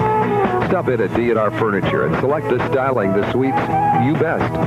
Then ask about the Serta mattress and box spring offer. That's D&R Furniture in Marshfield, backing the Columbus Dons all the way. Cliff Rigel Construction urges you to attend and support your local high school sports activities. It's fun and it's exciting and provides the whole family with a great time. These sports not only provide entertainment for us and recreation for the participants, but also teaches them many important lessons. Support local high school sports activities. Say your friends at Cliff Rigel Construction, your dealer for Republic and Farm Right steel buildings. Back here at Titan Stadium, once again, Hayes Callaghan along with Del Connaughty. Once again, the final score, Milwaukee Thomas More 14, Marshfield Columbus 7. Let's tell you how they scored with the playbacks tonight. As we told you before, it was scoreless at halftime. The score was 0-0, but it took all the way until there were 2 minutes, 34 seconds left to go in the third quarter of play. And at that time, Tom Bishop capped an 80-yard drive in 12 plays, and he snuck this one in from 1 yard out. 3rd and goal from the 1. Milwaukee Thomas More knocking on the door. The Dons stiffening up on defense. And he takes it himself, and it's a touchdown. Tom Bishop took it himself right up the middle, and it's a touchdown for Milwaukee Thomas More. So with 2:34 to go here in the third quarter, it's Thomas More 6, Columbus nothing. And that touchdown, I might add, was set up by a big 44-yard pass to their fine halfback coming out of there, Mike Seidel. He strung around, slipped behind the defense of the Dons for a 44-yard pass and got his team down deep as they converted on a big 3rd down and 3 play to strike pay dirt for the first time. Andy Gates came in, kicked the extra point to make the score 7-0. That was the score at the end of the 3rd quarter of play, and then with just 10:14 to go in the 4th quarter in the ball game, actually, Bishop capped a 9-play, 47-yard drive with this pass to Chris Schmidt. 2nd and goal from the 9, and the Dons fans start up the defense cheer. Bishop takes the snap, fades, goes on the left side, completed a touchdown. A touchdown for Milwaukee Thomas More. And I believe Gilberto, no, it was not Gilberto hauling that in instead. That was Schmidt again. It was Chris Schmidt, the end, the 6-foot, 175-pound end. So that puts 13 points on the board now for Milwaukee Thomas More. Andy Gates came in to make it 14, and that's how the score stood with 10:14 to go in the 4th quarter. Then the Dons came back and answered that touchdown almost immediately. They capped a 71-yard drive in 5 plays as Robbie Wagner spun around and took the ball in with 9:03 to go in the 4th quarter. Bryan breaks the huddle, breaks Sebastian up over the ball, 3rd and 2 from the Dons. Robbie Wagner gets the call wide to the right side. Robbie weaves. Robbie gets to the 5. Robbie's got a touchdown. Robbie Wagner with a weave-style dance, took it over the right side for a touchdown. And the Dons answer that last touchdown immediately. And now with 9 minutes, 3 seconds to go in this game, it's a 14-6 ball game. And Dick Stevens came in and kicked the extra point to make it 14-7. After that, the Dons had the football 3 to 4 times, could not quite get things rolling, and that's how this football game ended up. Milwaukee Thomas More winning it 14-7. They are the 1981 state champions in the WISAA. Back with a final word right after this. We've got a winning feeling. Yes, the excitement for sports is a strong force in the American lifestyle these days. Everyone wants to get into the action, be it football, tennis, basketball, soccer, jogging, cross-country skiing. The list is endless. For whatever your favorite sport, choose the footwear, sportswear, and sporting accessories that says quality all the time. Adidas. Adidas offers you an endless selection of footwear and accessories, like the TRX Trainer, men's and ladies Orion, High Point, Summit, Cloud, and Adidas t-shirts. Experience the winning feeling with Adidas. Available at these area Adidas dealers: Denny's Footwear, West Upham Street, Marshfield, Grand Avenue, Schofield, and Perkins Sports, South Central Avenue, Marshfield. We've got a feeling for winning. Experience it with Adidas. So that'll just about wrap up our 1981 football season. Glad to be at a state championship football game, though, to wrap it up. The Marshfield Columbus Dons, a well-deserving football team, making it to the state championship before bowing to Milwaukee Thomas More by a score of 14-7. Dale, like to say it's been an extreme pleasure working for you, and we'll be back when the basketballs start bouncing. I think that's about Thursday night. We're going to have some girls basketball on WDLB. Boy, I tell you, we don't not long a break between, is there? That'll be fun, though. Stratford and Spencer girls going at it. Spencer, of course, an entry in last year's WIAA girls state basketball tournament, so we should have some good fun as we kick off the basketball season. Stay tuned for more sports coming up this week on WDLB. It's basketball season now. Once again, congratulations to the Dons as they get in the state championship game, plow out of this one by a score of 14-7 to Milwaukee Thomas More. So for Del Connaughty, Hayes Callaghan, so long, everyone.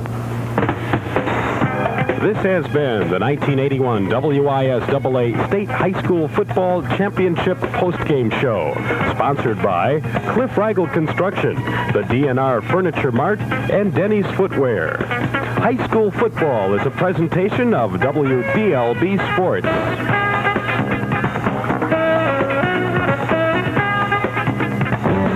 You'll sleep easier on a Serta Comfort Quilt mattress and box spring from DNR Furniture Marshfield. And you'll sleep easier knowing you got it absolutely free. Yes, it's free with the purchase of any 4-piece bedroom suite consisting of dresser, mirror, chest, and bed. Drop in at DNR Furniture and choose the styling to suit your taste. Then ask about the full-size Serta Comfort Quilt mattress and box spring offer. It's all at DNR Furniture, Marshfield. WDLB.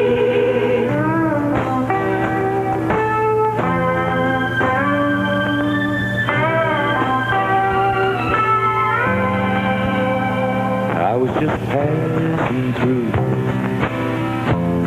Wasn't staying long till I met